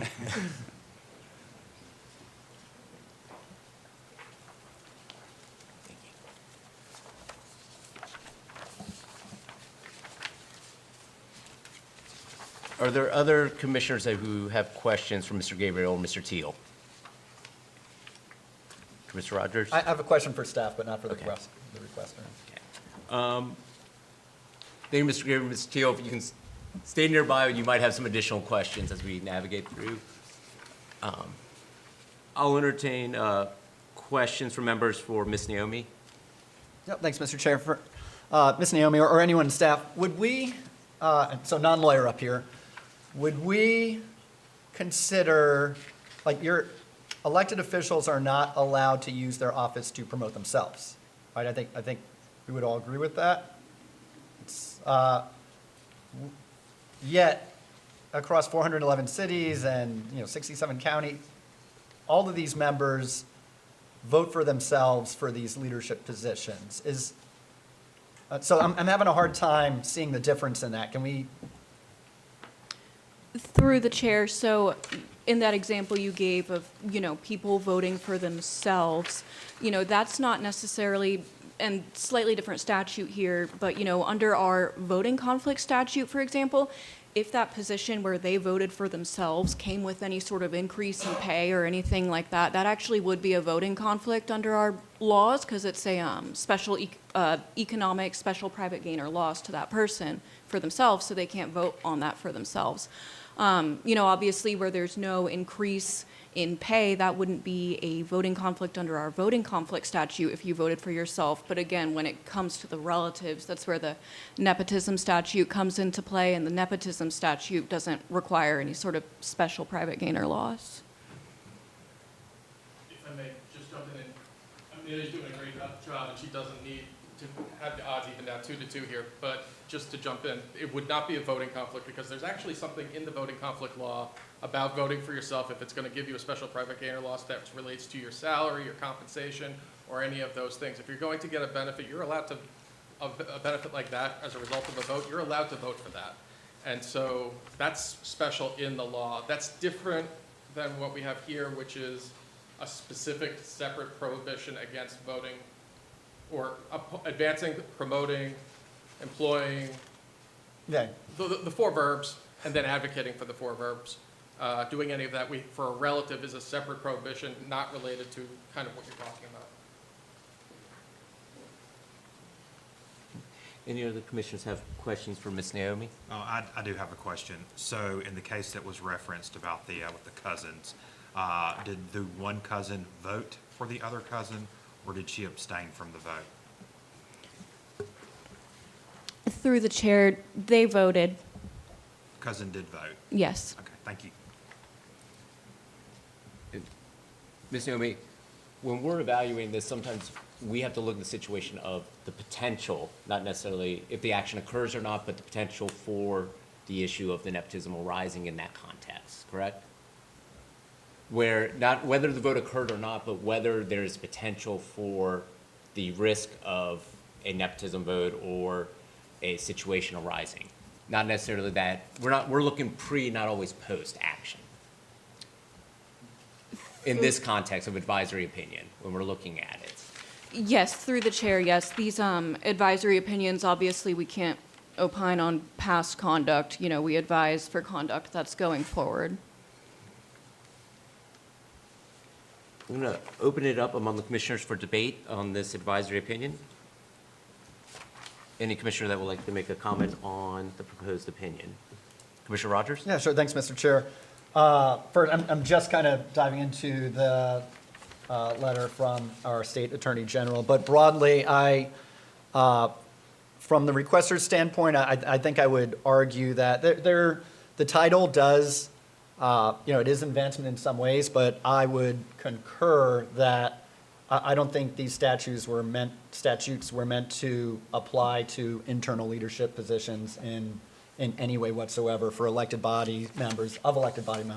I would say if we took this argument to the extreme of its case, that if two members were elected to the Florida Senate or the Florida House, we would have issues picking a House Speaker or a House or a Senate President. And I don't think the intent is for that at this level or even down to a much smaller council, never mind a 19-member council. Any other members would like to comment? I'd like to say. Commissioner Stewart? Thank you very much. Yes, it does seem as if that there's some concern within the statute as to particularly what has been explained to me, that I think we need to make some adjustments to the statute so that it would be applicable in the manner you would like it to be. But I think right now, we have to go by what is on the books, and that's what I'm looking at. Commissioner Oglesby? May I ask Ms. Naomi a follow-up question? Yes. Based off the Yes. discussion? You may proceed. Okay, thank you, Mr. Chair. When we look at the case that's referenced for the smaller community, did the mayor make the appointment or call for a vote for the appointment? And then the mayor pro tem was voted on that way? Or did they hold a more formal election process to choose who that mayor pro tem would be? Through the chair, I think Steve had. I represented the commission on that case, and opposing counsel's actually in the gallery here. In that case, there was a motion and a second to make a mayor and a mayor pro tem. So in that, on that board, and to be clear, they didn't have to vote or make the motion to get to the violation of the statute, because the statute prohibits the collegial body from making the vote where you're on the board, advancing or promoting or relevant, right? But in the Wanda Range case, the facts were that the one first cousin nominated the other to be mayor, then there was a vote and they did vote. Then there was a nomination to make a mayor pro tem. One cousin nominated the other to be the mayor pro tem. There was a vote. Those facts were not part of the finding of the violation. You didn't need to have the vote. You didn't need to have the nominations. And certainly here, it's nominating is not one of the verbs that we're prohibiting here. Voting is not one of the verbs that are restricted in the statute here. It's the actual advancement or promotion itself. And as you saw in the draft, and we made this point clear, it's when the collegial body acts, and that was a specific and intentional addition to the statute made by the legislature. The thing about the statute here is we've had. Can you, sorry, Steve, to interrupt you, but just so that we can pick it up on the mic. Yes, and I'm sorry to the internet for not being near the microphone. The thing about this nepotism statute, that we've had it since, a version of this since 1933, and the legislature has had 90-something years to iterate this thing along the way, and they've added in things like exceptions for volunteer firefighters or cities under 35,000 or other things along the way, and you saw some of the exceptions that we mentioned in the statute. They didn't include any sort of specific exception for this. I don't mean to juxtapose myself directly with what is written in the letter that has been sent here. I do not mean to do that, but strictly speaking, the statute is meant to apply to acts by collegial bodies. There's a paragraph in here that says otherwise, but that was a specific addition by the legislature.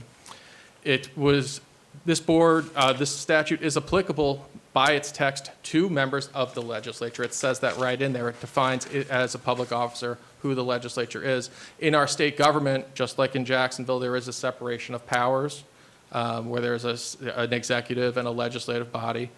And so, what we're talking about here has some reaching implications. The legislature's been under the thumb of this statute since its inception, and if they wanted to write out exactly what is being prohibited, because it's applicable to them, we have to assume that they would have done it. By not doing it, we have to assume that there's meaning behind that. I wouldn't advise you to read in an exception where the legislature has taken great lengths to make sure that something like this might be covered.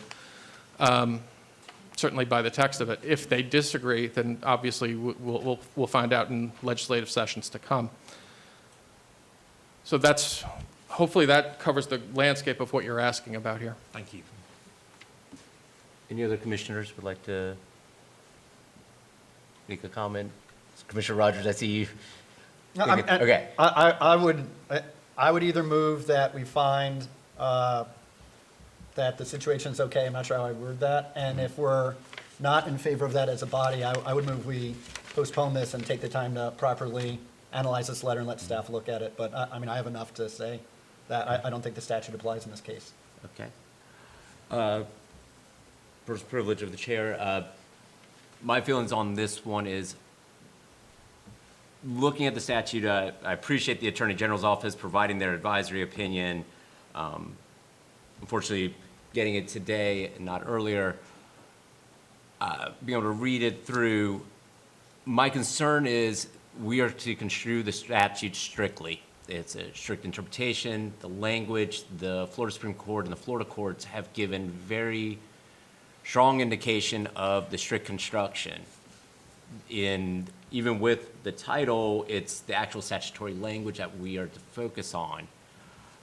Even if the practical effects of this seem out of sort or inconsistent with what our common understanding should be with how elected officials have been elected and that the voters have decided to put siblings or father and sons on collegial boards, we are still bound by the statutes as written. And based on our limited scope of our commission, being able to reach constitutional issues, those are same reason why we don't analyze the First Amendment defenses that sometimes are raised in our proceedings. Those are for other jurisdictions. Based on the strict construction of the statute as written and based on the fact that the legislature has entertained exceptions in the past, it's within their scope of their duties and not ours, I would, as written, adopt the opinion based on a strict construction of the statute, mindful that the practical effects may be difficult, but that we may not be the proper venue for those discussions or for those changes. So I will move for the adoption of the opinion. Is there a second? Second. And let's do a roll call vote on this one. Can I add something just before we get to the vote? Absolutely, Commissioner. So it really, and I see obviously both sides of it. I think that the promotion aspect of it, because obviously you could be president, vice president, versus the albeit unlikely ability to step into that mayor seat for any sort of period of time. I think that if there was something in there that they would have to kind of withdraw from the ability to step into that mayoral role, obviously it's not likely to happen anyway. I'd be more comfortable with kind of it going away from the staff opinion on it. But in terms of just everything that, basically any law in general is not really kind of written for the 10 to 2 driver. It's for kind of the exception to the rule. And the idea that there is a possibility that may end up being a result, even though it is a small possibility, like without that exception, I'd be more kind of in line with voting with the staff recommendation. If there was an exception, I'd be willing to listen to kind of going with the proposal of the city. Thank you, Commissioner. I agree. It's a difficult position because as a former legislative aide, I know the difficulties that the body deals with in terms of just operating, getting leadership positions in place. But confined to the statute and the narrow scope of our role as a commission of what we are able to do, I think that we're limited with the statute, and that, as mentioned during discussion, there's avenues in which to address this scenario, particularly in the unique situation of Duval County or Miami-Dade. With that said, I will call for the vote on the pending motion. Commissioner Hellman? Yes. Commissioner Oglesby? No. Commissioner Phillipson? Yes. Commissioner Rogers? No. Commissioner Abby Stewart? No. Commissioner Linda Stewart? Yes. The draft opinion has not been adopted. Based on that vote, it was at a 4-3. Oh, it's a tie. 3-3. I'm so used to us having an odd number. This is why lawyers don't do math. The 3-3 opinion. Steve, what is our guidance when we have a tie?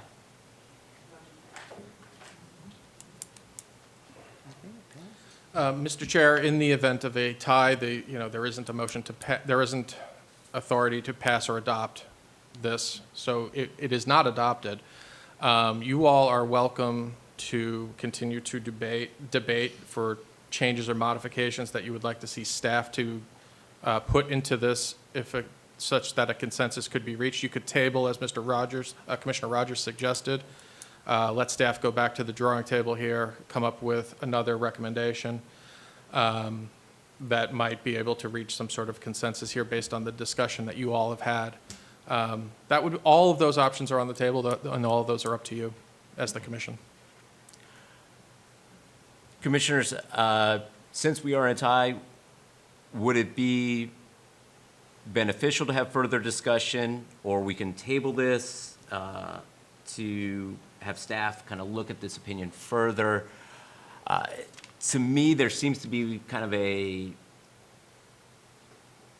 black and white, kind of not sure what additional revisions staff could do to this opinion. In light of it seems the issue that's kind of driving the differences in here, but I will entertain any recommendations or thoughts from other commissioners. May I? Yes, Commissioner Stewart. I think that Commissioner Rogers and the other commissioners are concerned that we have had inadequate time to review the presented letter from the Attorney General, and I think we probably should have them, our staff, be able to review that and see if there's any changes or recommendations they could make in light of what is contained within this report or this letter. Mr. Chair, that might be useful from the standpoint of, it's not really clear what this is. We went onto the Attorney General's website just now. It doesn't look like it's a published, adopted opinion of the Attorney General. This looks like it's a legal opinion from the General Counsel. There's a conclusion at the end that discusses "we," and it's a little unclear from the text of the body of the letter who "we" is. So I wouldn't mind taking an opportunity to investigate their opinion, but their opinion being what it is, for better or for worse, I am responsible for giving you legal advice here. And So this wasn't an official issued AG opinion that, from what it's appearing, it is not one where we normally have like AG do you 25 know, dash. do you know what it is?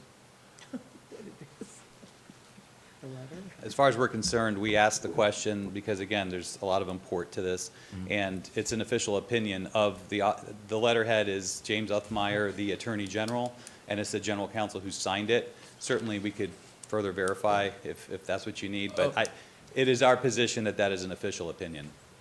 I mean, more along, Mr. Gabriel, as you know, as a practicing attorney, with the AG's office, when they do their opinions, they're normally labeled at the top, AG advisory opinion, whether it's about public records, whether it's about other things, more formally done at the top of the correspondence, and they're normally not on, they normally have it in the reference line of announcing it as a particular AG advisory opinion with the year and the number version of it.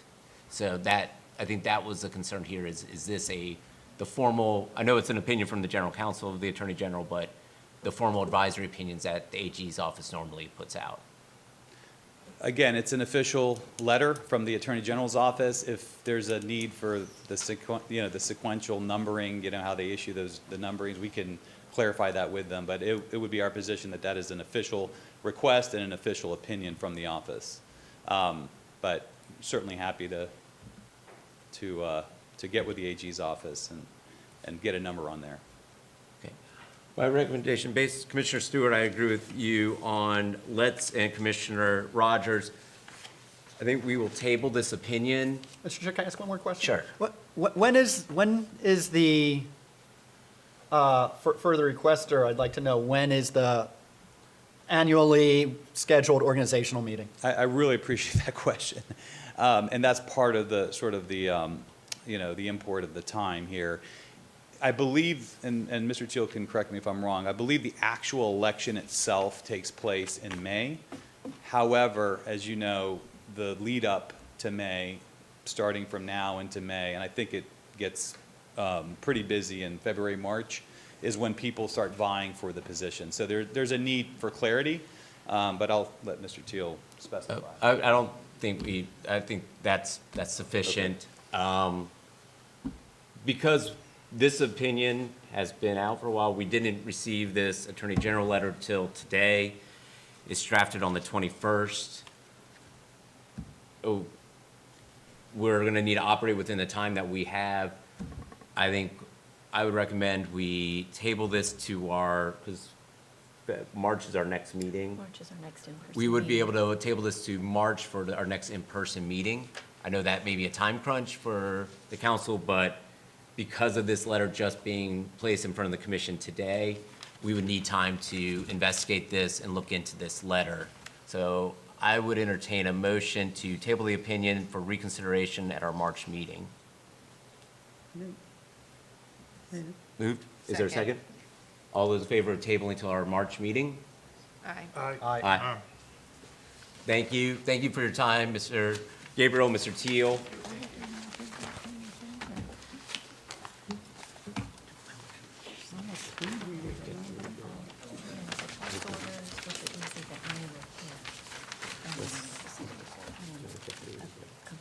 Yeah, let's do a comfort break. We're going to take a short and true 10-minute break for a comfort break, and we'll be back in session at 10:50.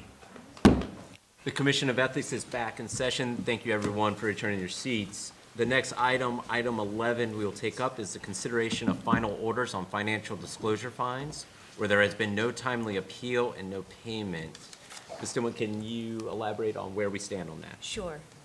Thank you, Mr. Chair. These are default final orders for the automatic financial disclosure fines where an individual has not paid and has not appealed. With your vote today, if you vote to agree, the individuals on the list will be given 30 days where they can pay, or we proceed with salary withholding for anyone who has a government-paid position or office, or receives public funds, or they'll be sent to a collection agency. Since the generation of this list, we do have several individuals whose names have already come off because they have appealed or paid. The list really quickly by last names: Bethune, Caliendo, St. Preux, Goodwin, Jakowski, Mick, Murray, O'Connor, Calvins, Oh, my goodness. Gurez, Garcia, and Hankerson have all come off for appeals or payments. But the others on the list, we would ask your vote so that we can render those default final orders and move on with collection efforts. Are there any questions from the commission before proceeding to a motion? Seeing none, I will entertain a motion for the approval of the default final orders as drafted that have been circulated to the commission in advance of the meeting. So moved? Is there a second? Second. All those in favor say aye. Aye. The ayes have it. The default final orders as drafted have been approved for circulation. Item number 12 is the consideration of order declaring financial disclosure fine uncollectible. In re Sandra Picone. Item 9 on the agenda is a financial disclosure fine case where after a final order imposing the fine, it is recommended that we declare the fine uncollectible. In this case, the filer unfortunately has passed away. Are there any questions from the members? Seeing none, I'll entertain a motion for approval. So moved? Is there a second? Second. The order, I'll take a vote on whether the order declaring financial disclosure fine uncollectible. All in favor say aye. Aye. All opposed say nay. The ayes have it. The order declaring financial disclosure fine uncollectible regarding N. Ray Sandra Picone has been adopted. Moving next to item 13, the consideration of the 2025 annual report. Item 13 on the agenda is the Commission's 2025 annual report. Once adopted, this report will be provided to the House and Senate and will be published on the Commission's website. This report is to be an annual summary of our work during the year. It is on behalf of the whole Commission, and I will turn it to Carrie. Thank you, Mr. Chair. This report was compiled by Lynn Blaze on our staff. She does a great job with this. After providing it to you all in the supplemental mail out, I did receive some feedback from Commissioner Lyle, which I'm providing to you. Looks like item 2, item 4, 5, 6, and 7, staff has already handled because they were either typographical, punctuation, or moving items or additional names to places in the report. Under item 3, the description of legal representation and prosecution, the second set of items on page 2, instead of commission staff does not prosecute complaints, insert the prosecutorial function as required by law performed by the Office of Attorney General. We have made that change. But more substantive in his feedback that he provided to me, he asked that you all be gracious to consider his comments. Item 1 and item 8 in particular, he has asked that the commission's work and structure be provided in the annual report regarding the quote, the frequency of meetings or the logistical challenges associated with them, and he has some suggested language there.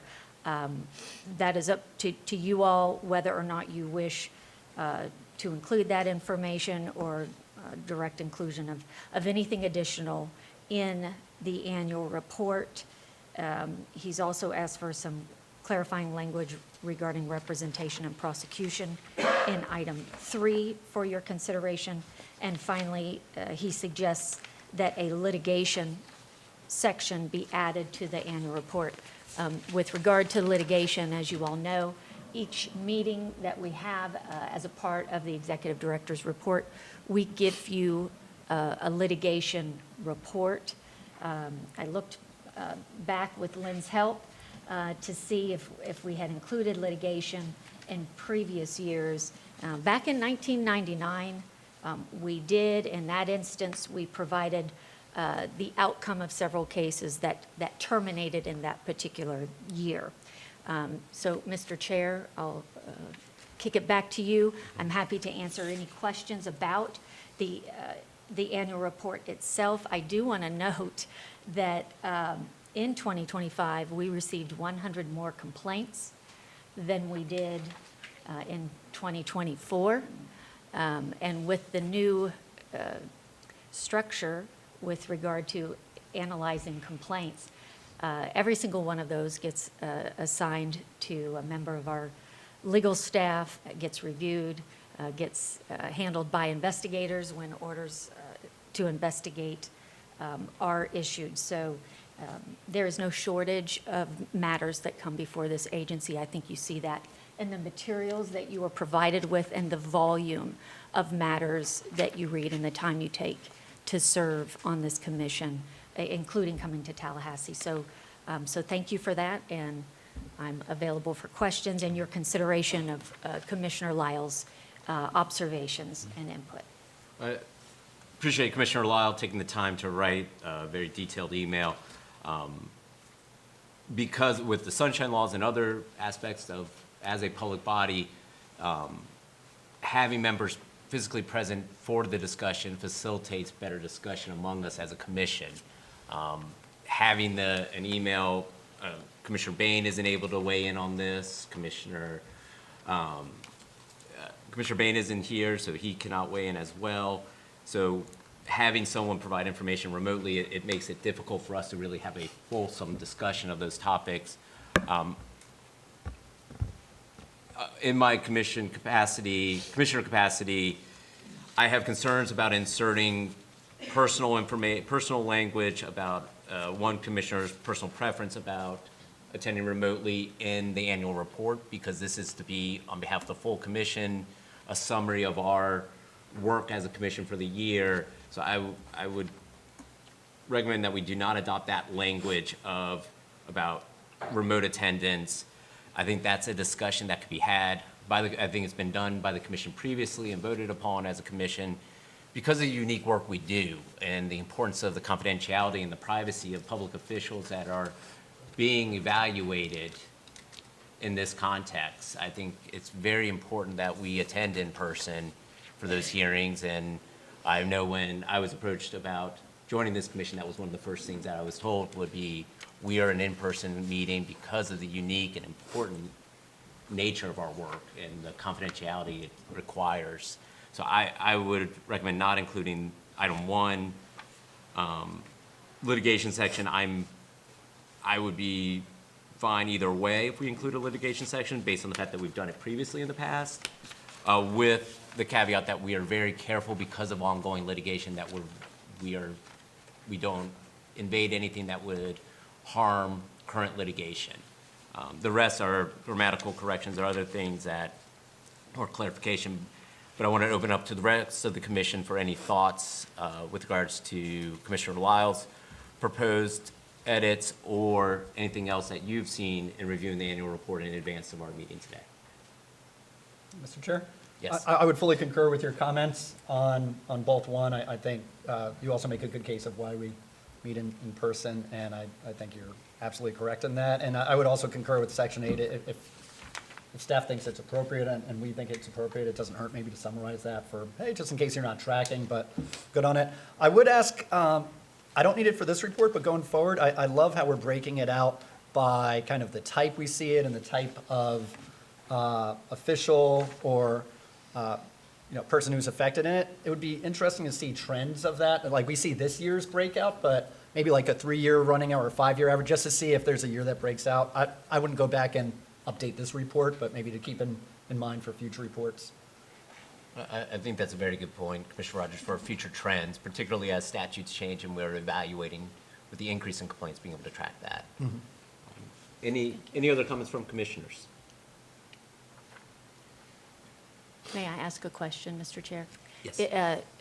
Assuming you all decide to have us include litigation, do you want us to only include cases that ended during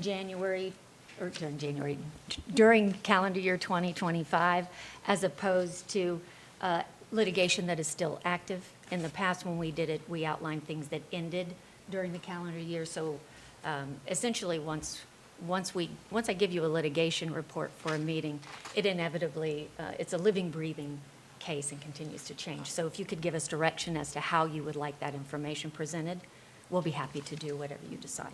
I would lean towards ended litigation, just for ease of reference for staff. That makes it also easier to avoid invading the privilege or inadvertently disclosing some attorney work product or attorney-client information.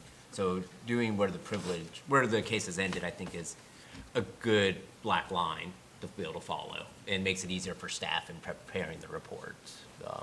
Any commissioners have any thought to that? Commissioner Hellman, my fellow attorney, are you? I agree with you on that. Okay, so with that, I would move for the adoption of the annual report as written with the inclusion of Commissioner Lyle's suggested grammatical changes and insertions for, I believe, 2. We did the insertion under number 3, the second suggested instead of an insert. The first one we did not do because the suggestion was that that the legal staff on occasion, the Office of Attorney General, represent the commission in litigation. It's not necessarily always the Correct. Attorney General's office, which is why we did not readily just make that change. It could be anywhere. Why don't we do this? Let's do the adoption of the annual report with any necessary grammatical or typographical revisions that the staff deems necessary, along with the inclusion of a litigation section discussing cases that concluded in 2025. Is there a second? Second. All those in favor say aye. Aye. Anyone opposed? The ayes have it. The report is adopted as stated. Chair's report, I've made my comments earlier today. Again, thank you to the staff for their Herculean effort over the past several months, dealing with unforeseen circumstances. And just want to reiterate the importance of this body and the dedication that commissioners take in this effort of this is protecting the public trust and the thorough work that our staff and commissioners go through to prepare for these meetings well in advance and rely on that information to make sure that we are fully prepared to adjudicate the quasi-judicial ones and the administrative duties. And that the importance of us all being in person together to have the fulsome discussion and to protect the confidentiality of the public officials who serve the great state of Florida. At that, I turn it over to Ms. Stillman for the Executive Director report. Okay, thank you, Mr. Chair. I want to note in the ED report that you were provided that you also have, pages 6 through 12 of that are some budget documents. You might recall the budget was something set for consideration at the December meeting. I did have to submit my budget request to the House and Senate in December, which I did. Our budget for both the Commission on Ethics and the Executive Branch Lobbyist Registration Office fall within the Commission's work. We are a constitutionally independent agency, but we are administratively housed within the legislative branch. So our budget requests work a little bit differently than those in the executive branch. Because I did not have the benefit of a full commission meeting prior to that time, I did go over the budget with the chair in detail. It is a continuation budget, if you will. There's no new or big asks contained within this budget request. It's consistent with previous years. The largest items tend to be our contract with the Office of Attorney General for prosecution of ethics complaints. Also, you'll recall that the call center, you authorized us to move forward with our work with ROI services for that. You will have that contract come before you, I believe, at the next commission meeting. And so I just wanted to call your attention to that. Mr. Chair, I don't know if you have any additional comments that you have, but I can answer questions as well. No, Ms. Stillman and I discussed the budget due to the time constraints that we had. There was no major changes or adjustments to our budget from prior years. It was efficient, circumspect, and direct, and efficient use of government resources to do the work that we do.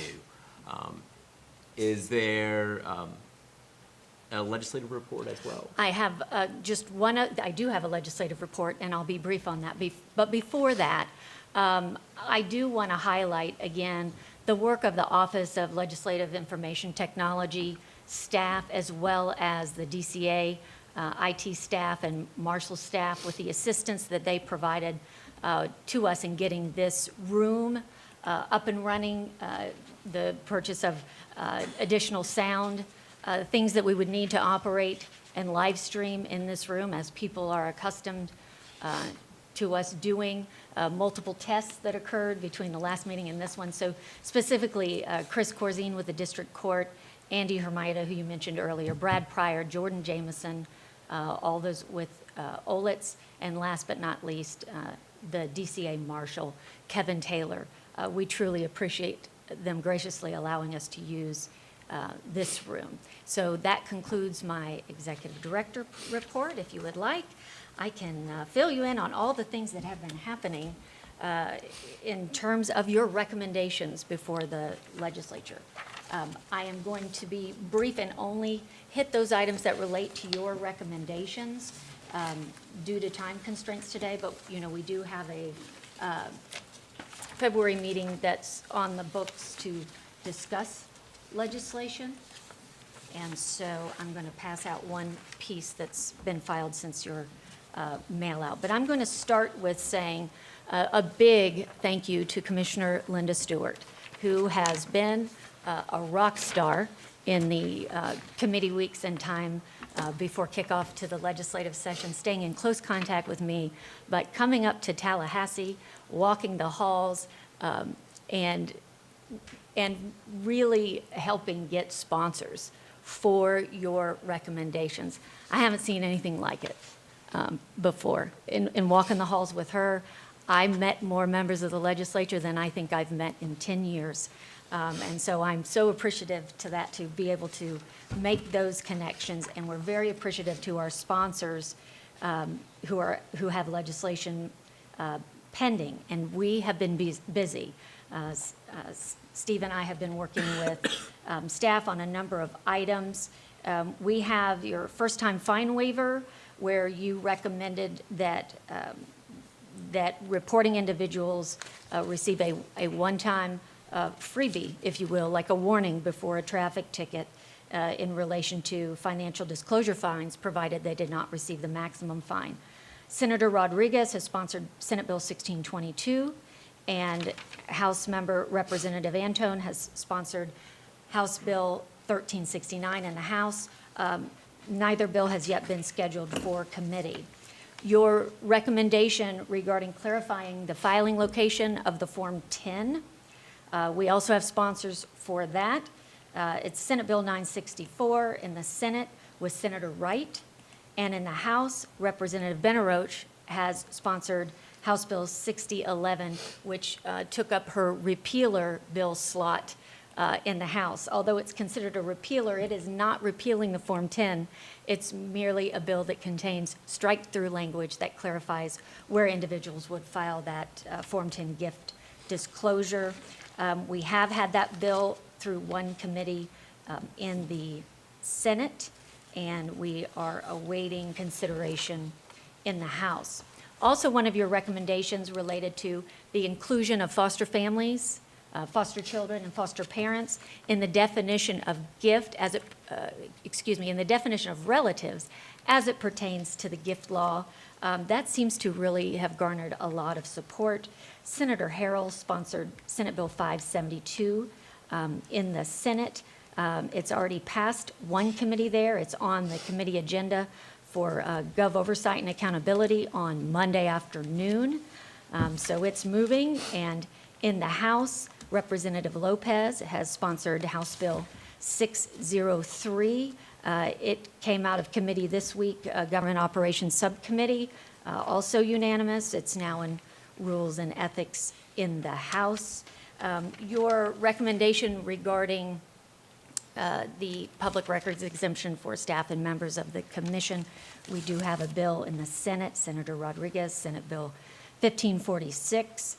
I will tell you that there's a CS for House Bill, I think it's 21, that was amended to include all current and former agency employees for a records exemption. So that's a little bit of progress there. Also, as you already know, Senator Gates has CS for SB 92 in the Senate regarding whistleblower protections. In the House, Representative Maney has House Bill 139. In the Senate version has passed two committees. The House and Senate, in the House, it has not yet been heard, but we are actively working with the sponsor who is working this bill in the House to see if we can get it heard. House and Senate versions differ at this time. They started out being identical. Now the Senate bill contains the whistleblower remedy, as does the House version of the bill. But the Senate version of the whistleblower bill has that work being done at the commission. The House bill has that work being done by the Florida Commission on Human Relations, who does, that agency does other whistleblower work. Also in the Senate version, there is a piece that makes it an ethics law violation to retaliate against a public employee who brings forth a valid, if you will, ethics complaint, or an employee of an entity that contracts with a state agency. So those bills currently differ a little bit. We have been supporting both of these pieces of legislation because they contain your recommendation, which was whistleblower protections. You did not tell the legislature what policy choices they needed to make in terms of doing that. You just recommended that they do it. The commission has not taken a position as to whether or not the whistleblower work should be done within the Commission on Ethics or with FCHR, who customarily does that work. I will note that FCHR did file a bill analysis that put a fiscal for their agency of more than $500,000 to implement the whistleblower piece of this. We have looked at it on our staff. We don't expect there to be a windfall if we were asked to do this work. We would need to train staff with doing it, but we do not anticipate a large fiscal impact with that. We believe, as it stands now, we would be able to absorb it.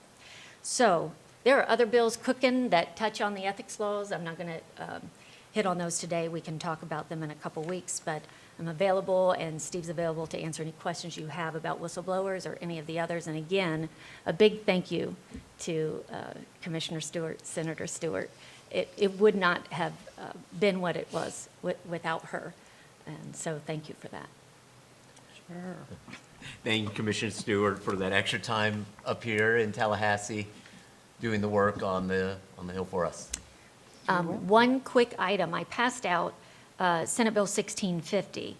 This is by Senator Gates. It is a confidentiality bill to ride along with the whistleblower bill that would afford confidentiality and exemption to any type of whistleblower investigation proceeding if the bill passes, so that it maintains the same confidentiality as whistleblower investigations have traditionally had, where sometimes we might have simultaneous things going on, but it gives that confidentiality to the whistleblowers. Are there any questions from the commissioners, from Ms. Stillman, with regards to the executive report or legislative report? Seeing none, I will entertain a motion to adjourn our public session. So moved. Second? Second. All those in favor say aye. Aye. All those opposed? Our public session is now closed.